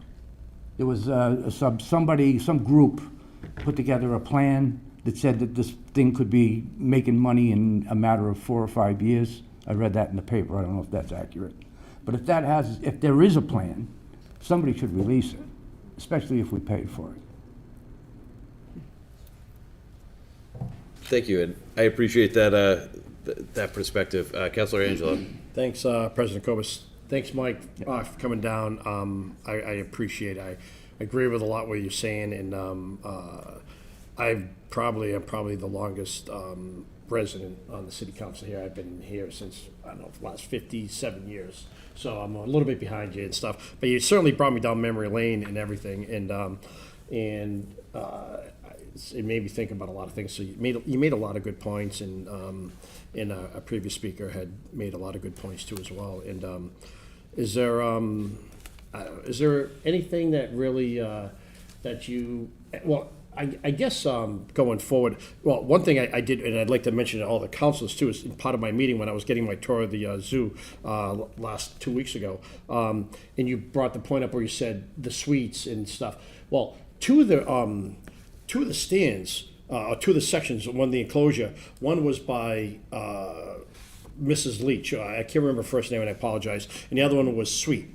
Now, these are two major jewelry companies, as Mr. McCarthy was saying, in Attleboro, and it made me thinking too as well. And then you brought it up again, and I appreciate that. Was that for that to be done? These were big donations. Now, the Sweet family and the Leach family are all combined into one now, which is Leach Garner, Howard Sweet Findings Company. So I worked there for many years, so that's why I know that and everything. And hopefully we can, and going back to a little bit of Mr. Kerr's thing about the banks and pavilions, corporations, I think he has a good idea there too as well. And maybe if somehow we get we can get some donations on another corporation, on maybe if we're making you're redoing the building and then we name someone's pavilion or something or other. So I guess I apologize, it's not really a question there, but you really kind of got me. Well, you if brought I up some could just good add points. one, the Sam Stone, it was Stone Chevrolet, which was on Pleasant Street where Attleboro Ice and Coal is, and there's a bar room up in there, and that used to be the body shop. And the Chevy dealership was on both sides of Pleasant Street. Pleasant Street Grill. And he had that,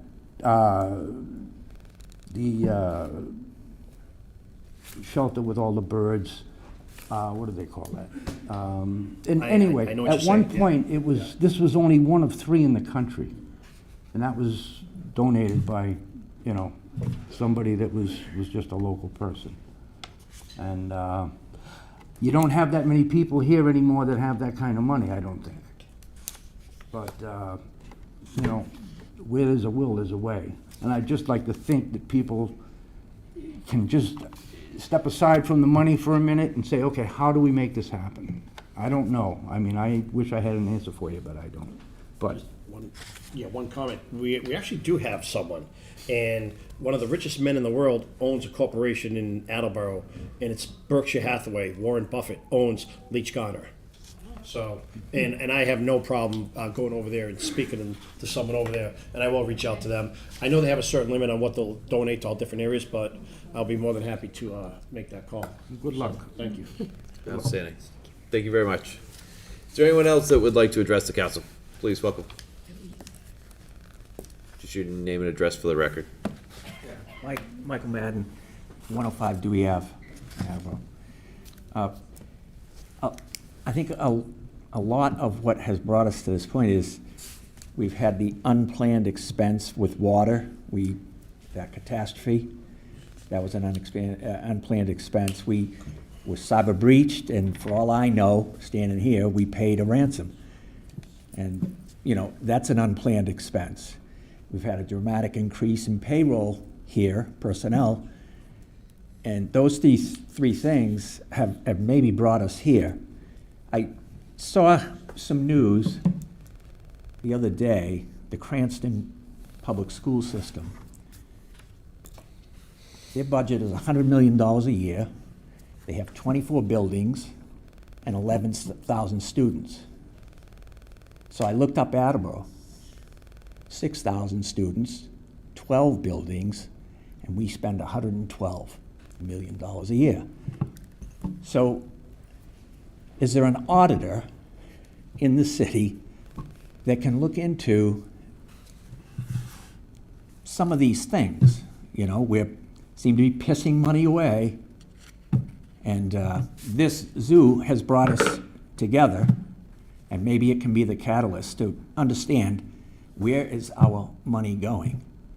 If we're spending $112 million to educate half as many people as Cranston is, and maybe we're on par with them as far as graduation rates, etc. Why is that? Do we have any questions or comments? Very none. Thank you. Thanks. Thank you. Is there anyone else that would like to address the council? Please.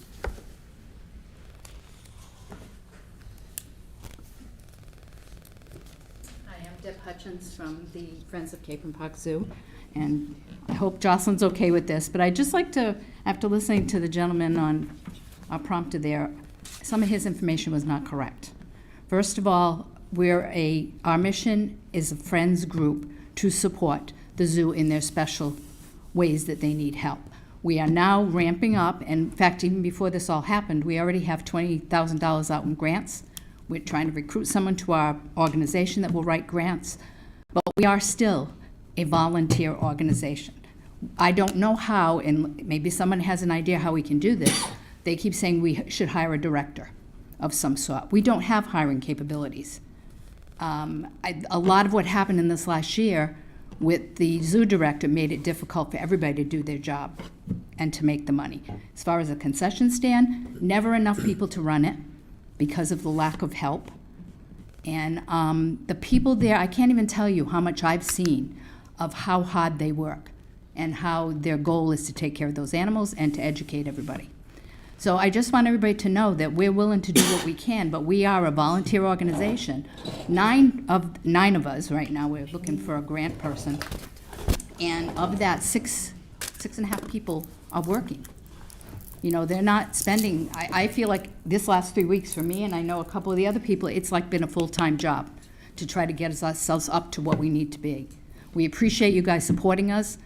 We want to work with the mayor. But when you listen to someone like this who's comparing us to something in Jacksonville, we have talked to Buttonwoods, we've talked to zoos as to how they do this. They're set up a little differently than us. They have a friends group, but they also have someone from the city that is doing what we would love to have, that person, that director that would make us bigger and better than what we are. So, we're more than willing to help, but it's really hard to listen to someone like him that is just going on about things that they don't know. And the zoo is in the black right now, as we've said before. And I think it's taken a while to recover from COVID and everything else. Perfect. Councilor Holmes? Thank you. Thank you for coming forward and speaking. We do really appreciate everything that you're doing. I think that the strategic plan is a nice jumping off point, but like I had said, it said last October you guys should have hired somebody to kind of help pull the board We were together. trying to figure out, that was a real consideration that we had, but how would we do that? We don't have the capability of an HR department. Would we just hire a contractor for 6 months that we're gonna pay $50,000, $60,000 to, and are we gonna get that money back? Well, I think. So we've got to look at that. That certainly can happen, but I will say that this has been messy for a long time. I've done a lot of digging, and this goes way back. There was a communication even from Judy, who was the mayor in 2002, who was asking for clarification. At that point, the city, the Friends were, the city was paying for employees to work at the concession, but the revenue was going to the Friends. This has been messy for a long time. I know, it has been messy And so about I think- who can raise money and who And I can't. think that we need to really come together and Yeah, I have agree with a that. clear plan and metrics about what is gonna be happening here, and not this just like one step. I think we need to really come together and have a formal plan that everybody's in agreement with. Mm. Because as you heard, there's some counselors that are unwilling to go beyond 12 months to fund the zoo, and that's Yeah, and that's why concerning we've to been me. under, we've felt the pressure, needless to say, to just try to bring all this information together. And these are things we've heard of before, but I think our capabilities as a Friends group has been hard to figure out. So I think going forward, we're more than willing to give it a try. I'm retired, but I wasn't planning on having another full-time job to work for the zoo, as much as I love them there. So I think we're looking for a couple new people to come in and maybe direct us differently with grants and things. We all took a class, Tori and I took a class to learn how to do grants, which I know the city does a lot of that too. Thank you so much. All right, thank you. Are there any other questions from other counselors? Hearing none. Thank you. Is there anyone else that would like to address the council? Welcome. I'm Eric Davis, 5 Farmers Lane, Attleboro. One thing that, listening to the mayor speak about the zoo was kind of frustrating was her kind of saying like, oh, okay, I guess we'll do a free cash flow to cover the zoo employees, as if it was a surprise, but it's like they're city employees, it's the city zoo. It makes sense that they would be built into the budget. So I don't really know why she's got the attitude that it's a surprise and we're gonna have to cover it from free cash flow allotments. But my main thing is the concessions at the zoo should be printing money and they're not even open. And it just kind of comes down to mismanagement. I don't really know who is in charge at the zoo now that they've, I think, fired 2 different zoo directors. So I don't know if it's mismanagement by them or who the mismanagement, who's to blame for that. But that seems like the first thing that should be fixed. And there's been a lot of focus on the Friends organization. I mean, they're, volunteers trying to do good in their community, but they're not in charge of the zoo. Like, whoever's in charge of the zoo needs to get the concessions sorted out. And, parents bring their kids to the zoo for an experience. Japan's great, but people don't go to the zoo wanting to get a bag of chips out of a vending machine or a sandwich that was made a week ago that's in a plastic clamshell. Like, those ideas that have been floated just don't seem like something that's actually gonna make the zoo a place where people want to go and elevate the experience of the zoo and allow us to raise the prices for the zoo and actually save the zoo. So I worry that, the mayor's made her opinion clear. She wants the zoo closed. And if she's being involved with the plans for the next year or 2 in the zoo and working with the Friends organizations to make decisions for concessions and things like that, I worry that she's just sabotaging the zoo to just get it closed in a year or 2 from now, not putting in the investment to actually maybe renovate the concession stand and have a positive long-term impact on the zoo. I think she's going to take the quick, cheap way out to make it look like she's doing something when really we're just set up for failure. And I think that's on you guys as the council to make sure that the long-term plan is in place and we're doing things to actually try to save the zoo, not just make it look like we're trying to save the zoo to have it closed a year or 2 from now. Councilor Angelo? Thanks, President Kovas. Just a comment, just so you know, I did meet with the mayor asking those questions. And And she was 100% in, and her comments were, if I'm gonna put this money into the zoo, it's gonna get all my attention fully, and I'm not gonna allow anybody to waste the money zoo. So, so she's all in, and she wants to, and as you heard from the friends, they are meeting together to come up with some resolutions on, and ideas on what to do. And I can assure you that she is not gonna take $1 million or $1.5 million and waste the city's money to let something fail. But she's gonna need help too from the council. She's gonna need help from the friends. She's gonna need help from, the general public. Is everybody getting memberships? Is everybody making their donations and stuff? And so I can assure you that the city is not gonna sit there and waste $1.5 million just to watch something fail. I can guarantee you that's not going to happen. Not to say that it's not going to fail, and I hope it's not, and I think everybody here wants to see this thing successful, but I will guarantee you no administration or the council is going to allow $1.5 million to be flushed down the toilet. I can assure you that. Is there any other questions or comments? Hearing none, thank you. Is there anyone else that would like to address the council during committee of the whole here? Anybody else? Hearing none, I move to adjourn from committee of the whole. Second. This requires a roll call vote, starting with Councilor Delicio. Mr. Delicio? Yes. Mr. Tavares? Oops, He's muted. Okay. Miss Morrissey? Yes. Ms. Reynolds? Yes. Vice President Dolan? Yes. Ms. Holmes? Yes. Mr. McIntyre? Yes. Ms. Sawyer? Yes. Mr. Waterman? Yes. Mr. Angelo? Yes. President Cobus? Yes. 10 yeas, 1 absentee. Motion passes. We are arisen from committee of the whole, and we can move on to the mayor's communication. Madam Clerk? Oh, yes. Happy to read it. April 7th, 2026. Dear Municipal Council, I respectfully submit the following items for your information, consideration, and approval. A communication from City Treasurer Laura Gignac regarding the needs for funds to pay legal services for assistance with collecting outstanding tax title balances. Request for a transfer of $8,000 from the Citywide Reserve Fund for Transfer account to the Treasurer's Legal Services account. Thank you. Finance Committee? A communication from City Treasurer Laura Gignac regarding the need for funds to pay the med tax for non-school and non-enterprise employees. A review of the med tax account reveals that additional funding will be required to cover the anticipated expenses for the remainder of fiscal year 2026.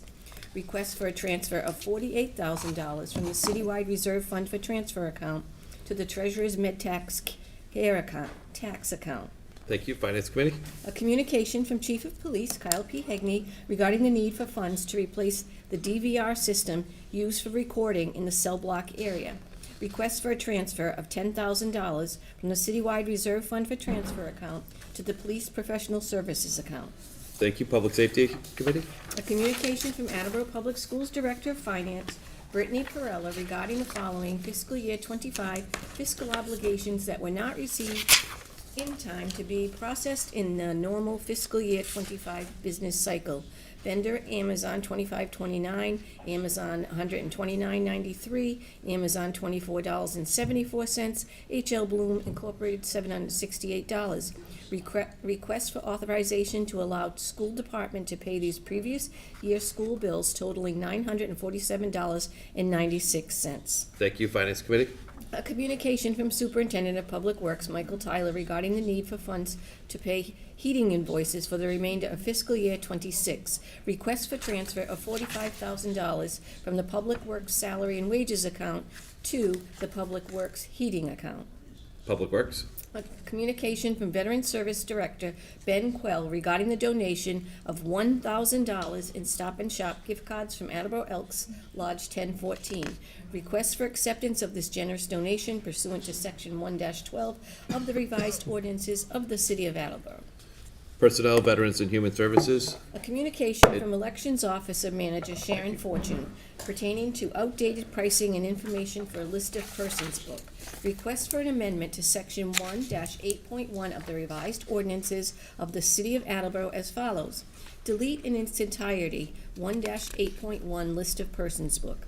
The list of persons book prepared by the Board of Election Commissioners shall be furnished free of charge as provided by law to all political committees and to all political candidates of the various districts in which the city is located. There shall be a $30 charge for all other printed copies and a $4 charge for all other copies supplied on a thumb drive. Replace with 1-8.1 List of persons book.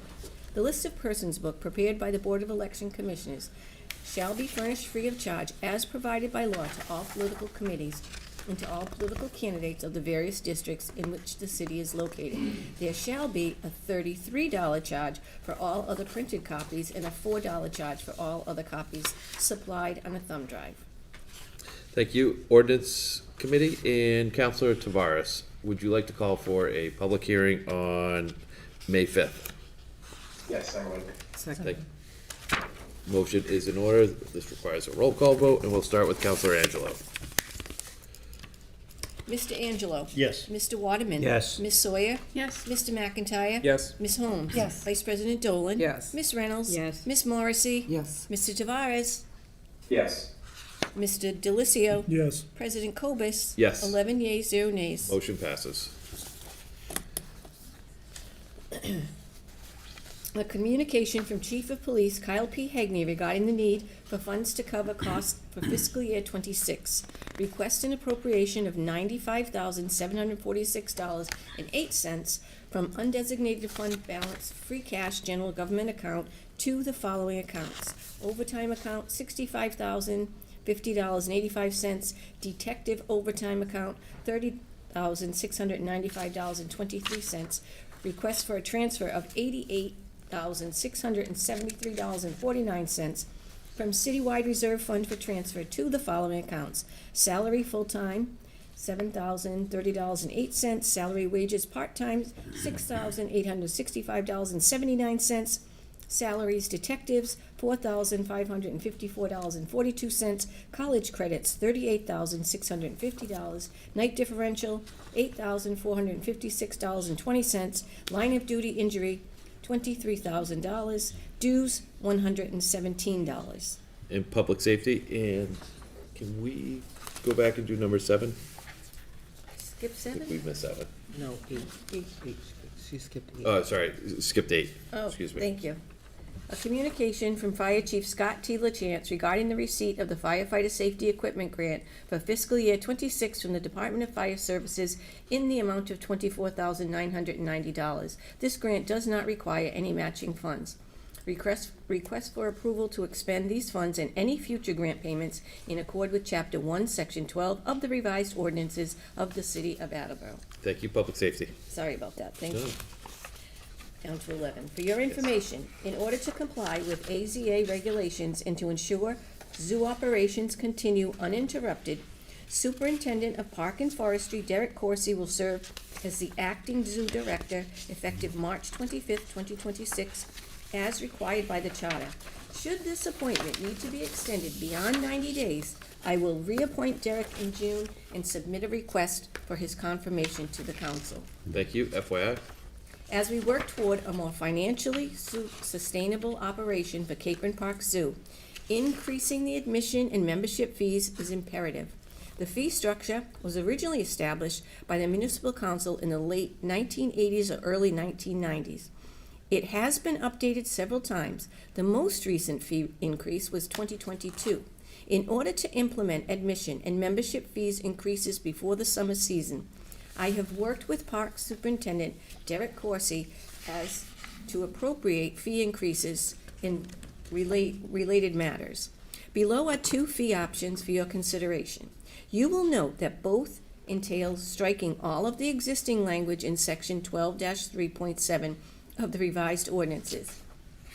Many of the provisions are outdated or pertain to policy or discretionary matters that are more appropriately addressed by the park superintendent and zoo director. For example, requiring disabled people visiting the zoo with a working dog to be accompanied by a staff member. Children under 13 years old needing to be accompanied by adults, and zoo passes being good for the entire day. Option 1. maximizes flexibility and better ensures that fees are aligned with current costs of service by removing the fee amounts from the ordinance. There are many examples of other fees that are not contained in the ordinances, i.e. Recreation Department program fees, zoo education program fees, park and field permit fees, etc. Removing the fees from the ordinances allows the park superintendent and zoo director to make more responsive fee increases based on current operating costs, visitor trends, etc., and aligns directly with the goal of making the zoo more self-sustaining. If this option is adopted, the fees shown in option 2 would go into effect on June 1st, 2026. Option 2 maintains and increases admission and membership fees in the ordinance and adds some other elements to allow for fee flexibility based on weather conditions and other situations where attendance may be less than expected. If this option is adopted, the fee increases would go into effect on June 1st, 2026. Request for an amendment to Section 12-3.7 of the revised ordinances of the City of Attleboro with one of the two following options. Excuse me. Strike all of the existing provisions in Section 12-3.7 and replace with the following. A, pursuant to Massachusetts General Law, Chapter 40, Section 22F, accepted by the City of Attleboro in 1996 and subject to the approval of the mayor, the superintendent of Parks and Forestry and the zoo director have the authority to establish zoo admission and membership fees.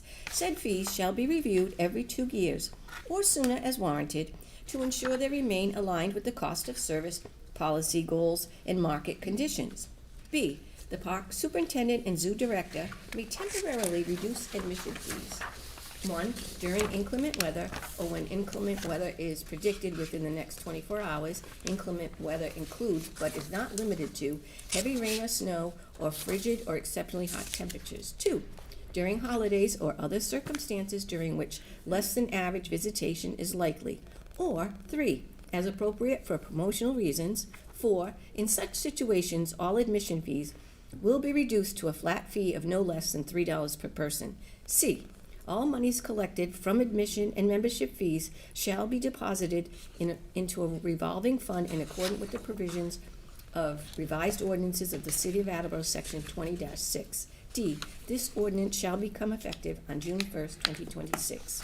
Option 2, strike all of the existing provisions in Section 12-3.7 and replace with the following. A, zoo admission and membership fees. Children under 3, free. Youth age 3 through 12, $8.50. Non-residents, $11.50. Adults age 13 plus, $9.50 for residents, $13 for non-residents. Senior citizens age 65 plus. Residents, $7.50. Non-residents, $10.75. Military, $6.50, both for residents and non-residents. B, annual memberships. Individual, $45. Zoo 2, $55. Zoo 3, $70. Zoo 4, $85. Zoo 5, $100. Zoo 6, $115. Zoo 7, $135. Zoo 8, $150. Zoo 9, $165. Patrons and corporate partners, $1,000 plus per year. C, the superintendent of Parks and Forestry and zoo director shall be responsible for implementing the provisions of this ordinance and for the safekeeping and accounting of the monies collected. D, all monies collected from admission fees shall be deposited into a revolving fund in accordance with the provisions of revised ordinances of the City of Attleboro, Section 20-6. E, the park superintendent and zoo director may temporarily reduce admission fees. 1, during inclement weather or when inclement weather is predicted within the next 24 hours. Inclement weather includes, but is not limited to, heavy rain or snow or frigid or exceptionally hot temperatures. 2, during holidays or other circumstances during which less than average visitation is likely. Or 3, as appropriate for promotional reasons. 4, in such situations, all admission fees will be reduced to a flat fee of no less than $3 per person. E, admission and membership fees shall be reviewed every 2 years or sooner as warranted to ensure that they remain aligned with the cost of service, policy goals, and market conditions. F, this ordinance shall become effective on June 1st, 2026. Thank you. Ordinances, and this requires a public hearing. Councilor Tavares, would you like to call for a public hearing on May 5th? Yes, I would. Second. Motion is in order. This requires a roll call vote. We'll start with Counselor Delicio. Mr. Delicio. Yes. Mr. Tavares. Yes. Ms. Morrissey. Yes. Ms. Reynolds. Yes. Vice President Dolan. Yes. Ms. Holmes. Yes. Mr. McIntyre. Yes. Ms. Sawyer. Yes. Mr. Waterman. Yes. Mr. Angelo. Yes. President Cobus. Yes. 11 yeas, 0 nays. Motion passes. From time to time, and for various reasons, property owners offer to donate land to the city of Attleboro. Although there is an internal procedure for handling land donation offers, there is no formal process in the city ordinance by which to evaluate a gift of real property. Thus, there is a need to amend the ordinances appropriately as a means of ensuring proper and consistent consideration and evaluation of gifts of real property. Accordingly, for your consideration, I submit a proposed amendment to Section 1-12, Gifts to the City of Attleboro. This amendment has been reviewed as to form by the city solicitor. Insert new subsection C, Gifts of Real Property. 1. Offer. All offers of gifts of real property to the city of Attleboro shall be made in writing to the mayor. The mayor shall cause to be performed a due diligence review of the real property, which may include but shall not be limited to a title examination, site survey, and/or environmental site assessment pursuant to Chapter 21E of the Massachusetts General Laws. 2. Acceptance. If the mayor determines that the gift of real property or any interest in real property as defined in Section 2-11 below is in the best interests of the city of Attleboro, the mayor shall forward the offer to the municipal council for acceptance. Any offers of gifts of real property submitted to the municipal council shall be accompanied by a fully executed recordable deed in a form that is satisfactory to the city's solicitor. Upon acceptance by the municipal council, the city shall forthwith record the deed with the registry of deeds or the registry district of the land court. Thank you. Ordinances, and this also requires a public hearing. Counselor Tavares, would you like to call for a public hearing on May 5th? Yes, I would. Second. Motion is in order. This requires a roll call vote, starting with Counselor Angelo. Mr. Angelo. Yes. Mr. Waterman. Yes. Ms. Sawyer. Yes. Mr. McIntyre. Yes. Ms. Holmes. Yes. Vice President Dolan. Yes. Ms. Reynolds. Yes. Ms. Morrissey. Yes. Mr. Tavares. Yes. Mr. Delicio. Yes. President Cobus. Yes. 11 yeas, 0 nays. Thank you. Motion passes. Assistant Superintendent of Wastewater Laurie Dumont was made the acting Superintendent of Wastewater on January 15th, it should say 2026, while we continue to look for a new superintendent. I have renewed Laurie's appointment as acting superintendent, thus in accord with Section 3.3B of the Attleboro Home Rule Charter, I request approval of Laurie Dumont to continue serving as acting superintendent of wastewater for an additional 90 days. Thank you. Personal Veterans and Human Services. A communication from Superintendent of Public Works Michael Tyler regarding the need for funds for police details. Request a transfer of $25,000 from the Public Works Salary and Wages account to the Public Works Police Details account. Thank you. Public Works Committee. For your information, we have received the resignation of Jerry Lynch as the Veterans Graves Officer. Please join me in thanking Mr. Lynch for his service to the city. That's an FYI, and thank you, Jerry, for your service to the city. I respectfully submit for confirmation the appointment of Bill Murphy to fill an unexpired term as a Veterans Graves Officer, term to expire February 2027. Thank you. Personnel, Veterans, and Human Services. I respectfully submit for confirmation the appointment of Stephanie Tracy to fill an expired term on the Disability Commission, term to expire February 2029. Thank you. Personal, Veterans, and Human Services. Sincerely, Kathleen DeSimone, Mayor. Thank you very much. And can we move on to the clerk's communication? Here you go, Mr. President. Clerk's communication, April 7th, 2026. We have received a Keeping a Stand application from Jessica Tracy, 20 Florence Street, to display local artwork during the spring, summer, and fall at Jet and Ollie, 11 Dunham Street. Thank you. License Committee. And that concludes the communications for this evening. Outstanding. Thank you, Madam Clerk. Next, we can move on to committee reports, and we'll start with Councilor Angelo. Thank you, President Cobus. I move to reappoint Michael St. Croix as Assistant City Auditor, term to expire February 2028. Second. Motion is in order. Any comments? Just it's basically a reappointment. Michael has been an asset, and looking forward for him to continue on. Thank you. And I'd like to also congratulate the auditor, Deb and Mike, for getting the audit submitted on time. I know it was incredibly challenging, so that office does great work, and we really appreciate it. Any other comments? Hearing none, this requires a roll call vote, starting with Councilor Delicio. Mr. Delicio. Yes. Mr. Tavares. Yes. Miss Morrissey. Yes. Miss Reynolds. Yes. Vice President Dolan. Yes. Miss Holmes. Yes. Mr. McIntyre. Yes. Miss Sawyer. Yes. Mr. Waterman. Yes. Mr. Angelo. Yes. President Cobus, 11 Yes. yeas, 0 nays. Motion passes. That's all for Personnel or Human Resources and Veterans Committee. I call for meeting at next appropriate time. Thank you, Councilor Waterman. We have nothing to report at this time. Call for committee meeting at the next appropriate time. The next appropriate time. Outstanding. Councilor Sawyer.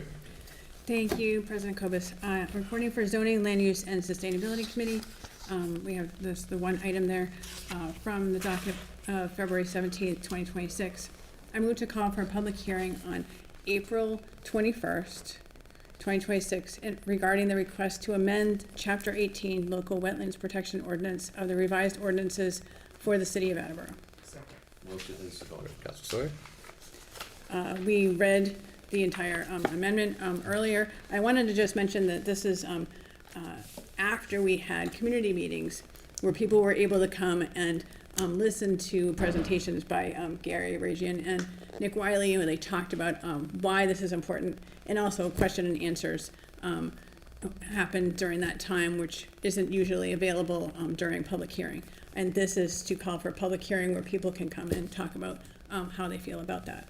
So that's what this vote is for now. Thank you. Any other questions? Hearing none, this requires a roll call vote, starting with Councilor Angelo. Mr. Angelo. Yes. Mr. Waterman. Yes. Miss Sawyer. Yes. Mr. McIntyre. Yes. Miss Holmes. Yes. Vice President Dolan. Yes. Miss Reynolds. Yes. Miss Morrissey. Yes. Mr. Tavares. Yes. Mr. Delicio. President Cobus. Yes. 11 yeas, 0 nays. Motion passes. And that concludes the business of Zoning, Land Use, and Sustainability Committee, and I call for a committee meeting at the next appropriate time. Thank you. Councilor McIntyre. Economic Development and Strategic Planning has no business this evening. I'll call for a committee meeting at the next appropriate time. Perfect. Councilor Holmes. Thank you. Reporting for Public Safety and Emergency Management Committee, no business this evening. Call for a committee meeting at the next appropriate time. Thank you. Councilor Dolan. Thank you. Reporting for the Public Works Committee, I have 3 items. From the docket of April 7th, 2026, I move to authorize expending $1,896,523.34 and any other future grant amendments to Fund 3108, Chapter 90 projects for the purpose of funding Chapter 90 eligible projects as approved by the Massachusetts Department of Transportation. Second. Motion is in order. Councilor Dolan. I have no comments. We discussed in committee. Thank you. And so everyone's aware, this is, money that comes down every year to maintain the roads as in the shape that they're currently in. What was, Vice President Dolan, do you remember? Let's just move on. This requires a roll call vote, starting with Councilor Delicio. Mr. Delicio. Yes. Mr. Tavares.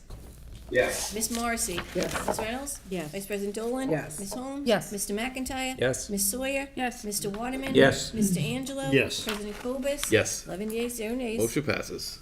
From the docket of April 7th, 2026, I move to transfer $17,000 from account park salary and wages to the following: $5,500 to account park equipment maintenance, $7,000 to account park supplies ground, $4,500 to account park supplies vehicles. Second. Motion is in order. Councilor Dolan. I don't have any comments. We discussed in committee. Thank you. This requires a roll call vote, starting with Councilor Delicio. Angelo. Mr. Angelo. Yes. Mr. Waterman. Yes. Miss Sawyer. Yes. Mr. McIntyre. Yes. Miss Holmes. Yes. Vice President Dolan. Yes. Miss Reynolds. Yes. Miss Morrissey. Yes. Mr. Tavares. Yes. Mr. Delicio. Yes. President Cobus. Yes. 11 yeas, 0 nays. Motion passes. From the docket of April 7th, 2026, I move to appropriate $200,000 from account Water Enterprise Fund retained earnings to account Water Enterprise Fund professional services to cover the cost of hiring outside contractors to respond to emergency water main repair, Second. water main break repairs, excuse me. Second. Motion's in order. Dolan. We discussed in committee. Okay. Any other questions or comments? Hearing none, this requires a roll call vote, starting with Counselor Delicio. Mr. Delicio? Yes. Mr. Tavares? Yes. Ms. Morrissey? Yes. Ms. Reynolds? Yes. Vice President Dolan? Yes. Ms. Holmes? Yes. Mr. McIntyre? Yes. Ms. Sawyer? Yes. Mr. Waterman? Yes. Mr. Angelo? Yes. President Cobus? Yes. 11 yeas, 0 nays. Thank you, motion passes. That's all the business for the Public Works Committee, and I'd like to call for a committee meeting at the next appropriate time. Thank you, Counselor Reynolds. City Property and Claims has no business this evening, but I would like to call a committee meeting at the next appropriate time. Thank you, Counselor Morrissey. The License Committee has one piece of business tonight. From the docket of April 7th, 2026, I move to approve the application for the Ring a Bell license for Alejandro Ortega for Pelagi's Ice Cream. Second. Motion is in order. No comments, we discussed in committee. Thank you. Any other questions or comments? Hearing none, this requires a roll call vote, and we'll start with Counselor Angelo. Mr. Angelo? Yes. Mr. Waterman? Yes. Ms. Sawyer? Yes. Mr. McIntyre? Yes. Ms. Holmes? Yes. Vice President Dolan? Yes. Ms. Reynolds? Ms. Morrissey? Yes. Mr. Tavares? Yes. Mr. Delicio? Yes. President Cobus? Yes. 11 yeas, 0 nays. Motion passes. That concludes the business for the License Committee. I will call for a committee meeting at the next appropriate time. Counselor Tavares? Ordinances has no business this evening. We call for a committee meeting at the next appropriate time. Thank you. Counselor Delicio. Thank you. From the docket of April 7th, 2026, I move to amend and adopt the following resolution of the Attleboro Municipal Council. I request a waiving of the reading. Of course. Do it. Second. Second. Sorry. I have no comments. We discussed it earlier this evening. Counselor Dolan. I'd like to make an amendment to remove items 4 and 5, please. Second. Counselor Dolan. As I stated in the committee before, I don't think 4 and 5, oh, excuse me, not 4 and 5, excuse me. 3. Sorry. We removed 6, excuse me, my apologies. No, it was, yeah, it is 4 and 5. Mm-hmm. Yeah, it is 4 and 5, my apologies. We removed 6, so I'd like to make an amendment to remove 4 and 5. Second. Are there any other comments? Counselor Angelo. Was it 4 and 5 or 4 and 6? 6 we removed in committee. Oh, so it's already done. Okay, sorry. Are there any other questions or comments? Counselor Reynolds. I would just add 3 to that, only because all those things tonight we spoke about, 3, 4, and 5. I mean, clearly, the people from the zoo that came in today, friends of the zoo, have all talked about these 3, 4, and 5, that the mayor is working on this, doing what she can to help them. They're meeting with her. So why we have this, why we're even doing this, to me, is, I mean, I'm not gonna support it because I think all these things are have been rectified, and it's just, so. Counselor Reynolds, if we could do 4 and 5 first, and then we could do 3. another amendment. Okay. All right. Are there any other questions or comments on the motion to amend? And this is to delete items 4 and 5. Counselor Morrissey. Yeah, I have a problem with deleting number 5 because I was at the zoo this weekend and people were commenting about the lack of t-shirts in there. And I'm not sure even who it was, but there was discussion amongst people there saying something about they're given a set amount of money for the year and that's where they can order their inventory from. And then when it's gone, they've been being told that that's it, you had your money for the year, it's gone. And I said, well, what happened, like, where did the money go? Like, why aren't you using the money that you raised by selling these things to buy more? And no one could have an answer, like, no one could explain, like, what happened to the money from the items that were sold. So, I think, you know, we need to get a better handle on how the gift shop is run and, you know, where the money goes once the items are sold, if they are being told that they can't order more because they were given their allotment of money for the year and once it's gone, it's gone. Thank you. Are there any other comments? Counselor Angelo. Just for Councilor Morrissey, was that for like last year or is that being told for this year? This Councilor was Morrissey? on, I was there Saturday. But I mean, is that for this year? They already been told that, because I. Well, this is what they said when people were asking about t-shirt sizes. Councilor Morrissey, one at a time. Because I was just saying, I spoke to Derek Corsi, and he said he has no restrictions on ordering. So I'm a little confused by that comment. And he's the one that's in charge of the zoo, so maybe we need a further clarification. Thank you. Are there other questions or comments? Well, that was sort of my point. Like, we need to get a handle on what's happening with the gift shop and where the money goes and the ordering situation. Agreed. Thank you. Any other comments on the amendment? I actually do. Councilor Sawyer? Vice President Dolan, you had mentioned you wanted to delete 4 and 5, and I just wanted to, I'm just seeing this as a plan to make sure that things are working towards keeping the zoo open, and I didn't know, I just wanted to maybe have a better understanding as to why you think that those need to be removed. Because I think it's an administrative function. Yes, I realize that they're using the word urge or ask, but that's an administrative function. And when we came out saying that the mayor was going against the charter with the reorg, we're doing the same thing here, going against the charter and trying to tell the administration what to do. That's my opinion. That's why I want them removed. So the council would be going against the charters, or what you're saying? Right, getting involved in administrative functions, Okay, what I sorry. believe. Councilor Delicio? It's just inaccurate. It's inaccurate. It's inaccurate. It's a resolution to say this is what the council is asking. We can change it from urge to ask. It's a suggestion, it's an ask. We're not interfering at all. We have every right to make any ask of any other elected official, especially the mayor. Are there any other comments? Councilor Tavares, sorry, thank you. That's all right. Yeah, no, I have the same, I share the same sentiments as Councilor Delicio. I mean, at the end of the day, this is an expression of opinion, right, of the council. This is not a binding document. And it could be that the mayor is working on 75, 80%, 90%, 95%, 100% of all of these things, right? But the point is we memorialize this, so if anyone ever goes back in a year, 2 years, 5 years, 20 years and says, you know what was that municipal council thinking in 2026? Well, here we go. A memorialized version, right, of what the sentiments were of the council. Now, you may agree, disagree with the sentiments of what are in the resolution, and that's a different issue, but to suggest that, that this is encroaching on the administration's function, that's asinine. That's completely asinine, in my opinion.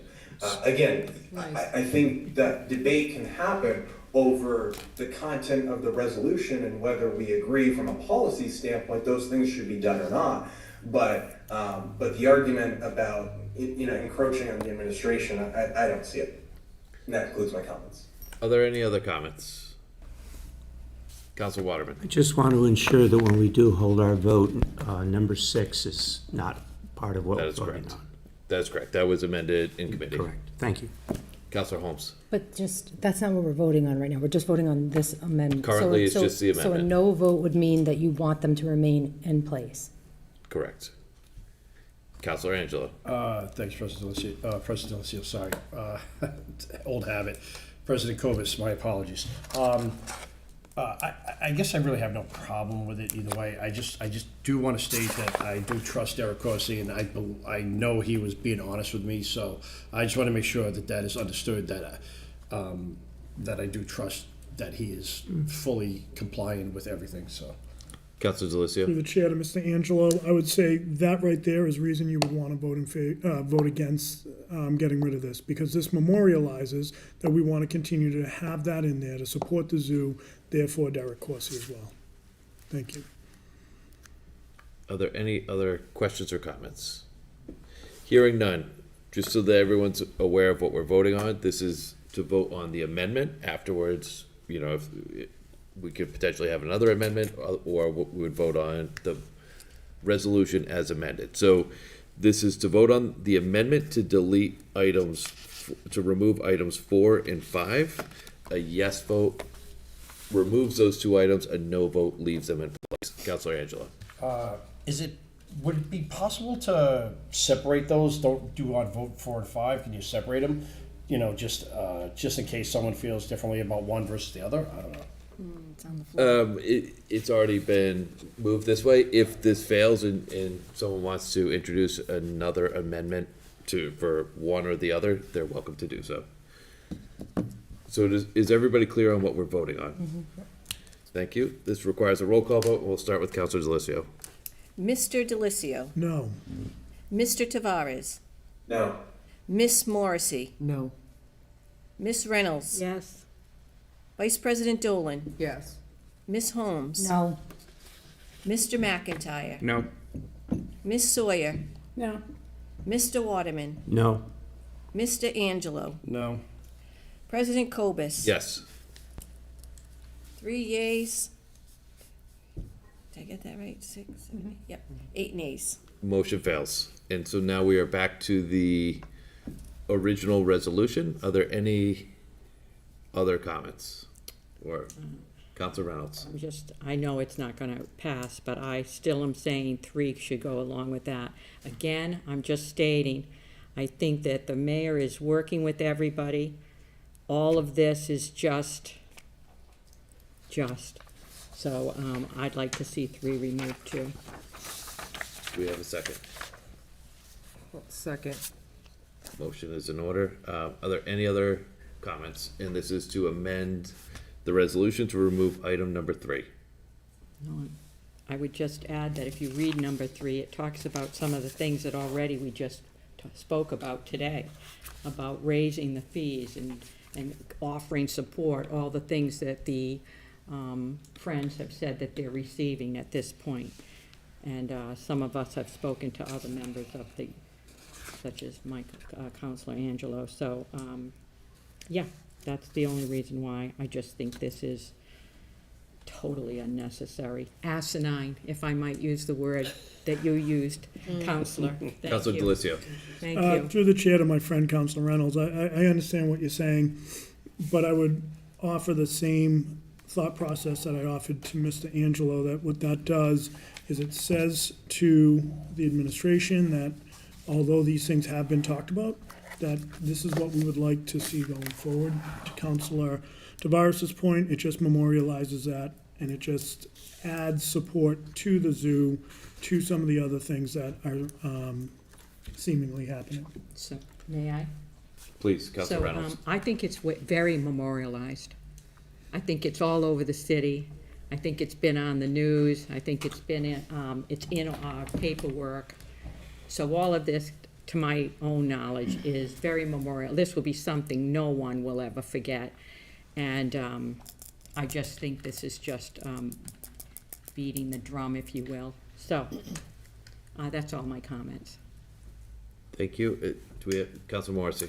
I think we should keep it, in all due respect.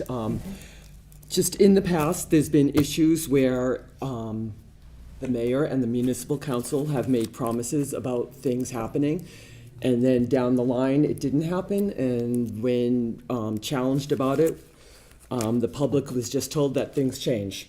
And so I think it's important to keep this here. The other thing is, the mayor is working with the Friends, but, according to the newspaper, part of her working with the Friends is she's going to set monetary amounts that the Friends have to come up with. And, how do we know that those are even realistic numbers?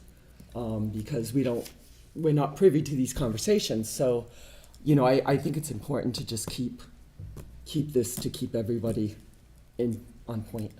Thank you. Are there any other comments? Councilor Sawyer. I wanted to just say I agree with Councilor Morrissey in that having things written down too is, it's always good to have documented. And also the last comment of number 3, this effort should allow the city and public sufficient time to evaluate a long-term path forward without negatively affecting other municipal departments. I mean, it's all kind of written there. I think it's good to have it written down. Are there any other comments? Councilor Angelo. I mean, I might not have a problem keeping this in, but I don't think it's got anything to do with the mayor setting certain numbers or whatever. I think that's getting off topic or way off point on this. Obviously, the zoo needs a lot of help, and the administration, the council, and Friends of Cape Park Zoo are going to have a big part of this, and probably more of a bigger part than the council's going to have. But we're just getting a little bit off topic here, I think. Thank you. Are there any other comments on the amendment to delete item number 3? Hearing none, just to clarify the vote, a yes vote deletes item number 3, amends it, a no vote keeps it, and then afterwards we'll be back to the original resolution. So this requires a roll call vote, and we'll start with Councilor Angelo. Mr. Angelo? No. Mr. Waterman? No. Ms. Sawyer? No. Mr. McIntyre? No. Ms. Holmes? No. Vice President Dolan? Yes. Ms. Reynolds? Yes. Ms. Morrissey? No. Mr. Tavares? No. Mr. Delicio? No. President Cobus? No. 9 noes, 2 yeas. Motion fails, and now we're back to the original resolution. Are there any further comments? Hearing none, we can go to a roll call vote, and we'll start with Councilor Delicio. Mr. Delicio? Yes. Mr. Tavares? Yes. Miss Morrissey? Yes. Miss Reynolds? No. Vice President Dolan? No. Miss Holmes? Yes. Mr. McIntyre? Yes. Miss Sawyer? Yes. Mr. Waterman? Yes. Mr. Angelo? Yes. President Cobus? Yes. 9 yeas, 2 nays. Thank you, motion passes. Thank you. Before I conclude, just a couple quick announcements. I spoke with Mason today. The goal of getting the budget down should be early May. He's hoping May 5th, could be the following week. That'll still give us enough time.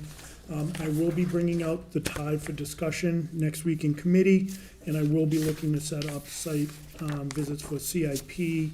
I'm gonna talk to fire, police, water, wastewater, and the zoo. That being said, that is all the business for finance, and I will call for a committee meeting at the next appropriate time. Thank you. And that's it for committee reports. We don't have anything for old business, and we don't have anything for new business. There are a couple announcements. First of all, on May 1st, there will be a bingo night as a fundraiser for the fireworks. It'll be at Raymore Flanagan's from 6 to 8 p.m. and tickets will be on sale at the door. Additionally, on April 18th, there's a community cleanup from 10 to 12, and you can reach the location for that isn't published right now, but it's all over the city. And then afterwards is a spring fling at the Balfour River Walk from 11 to 12, celebrating Earth Day. There'll be face painting and stuff and music and all that. Are there any other announcements? Is there any zoo announcements that we can add in right now, or? I don't have any. Other. Am I allowed? No, this is from the council, but thank you. But feel free to send announcements in to councilors to announce. Are there any other announcements or anything? Hearing none, I move to adjourn at 8:53. Second. All those in favor? Aye. Oh.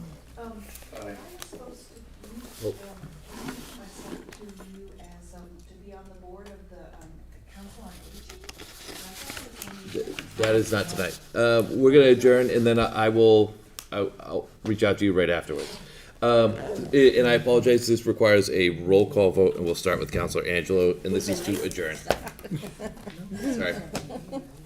Mr. Angelo? Yes. Mr. Waterman? Yes. Ms. Sawyer? Yes. Mr. McIntyre? Yes. Ms. Holmes? Yes. Vice President Dolan? Yes. Ms. Reynolds? Yes. Ms. Morrissey? Yes. Mr. Tavares? Yes. Mr. Delicio? Yes. President Cobus? Yes. 11 yeas, 0 nays. Thank you. We are adjourned at 8:54. Stood up. Oh, my God.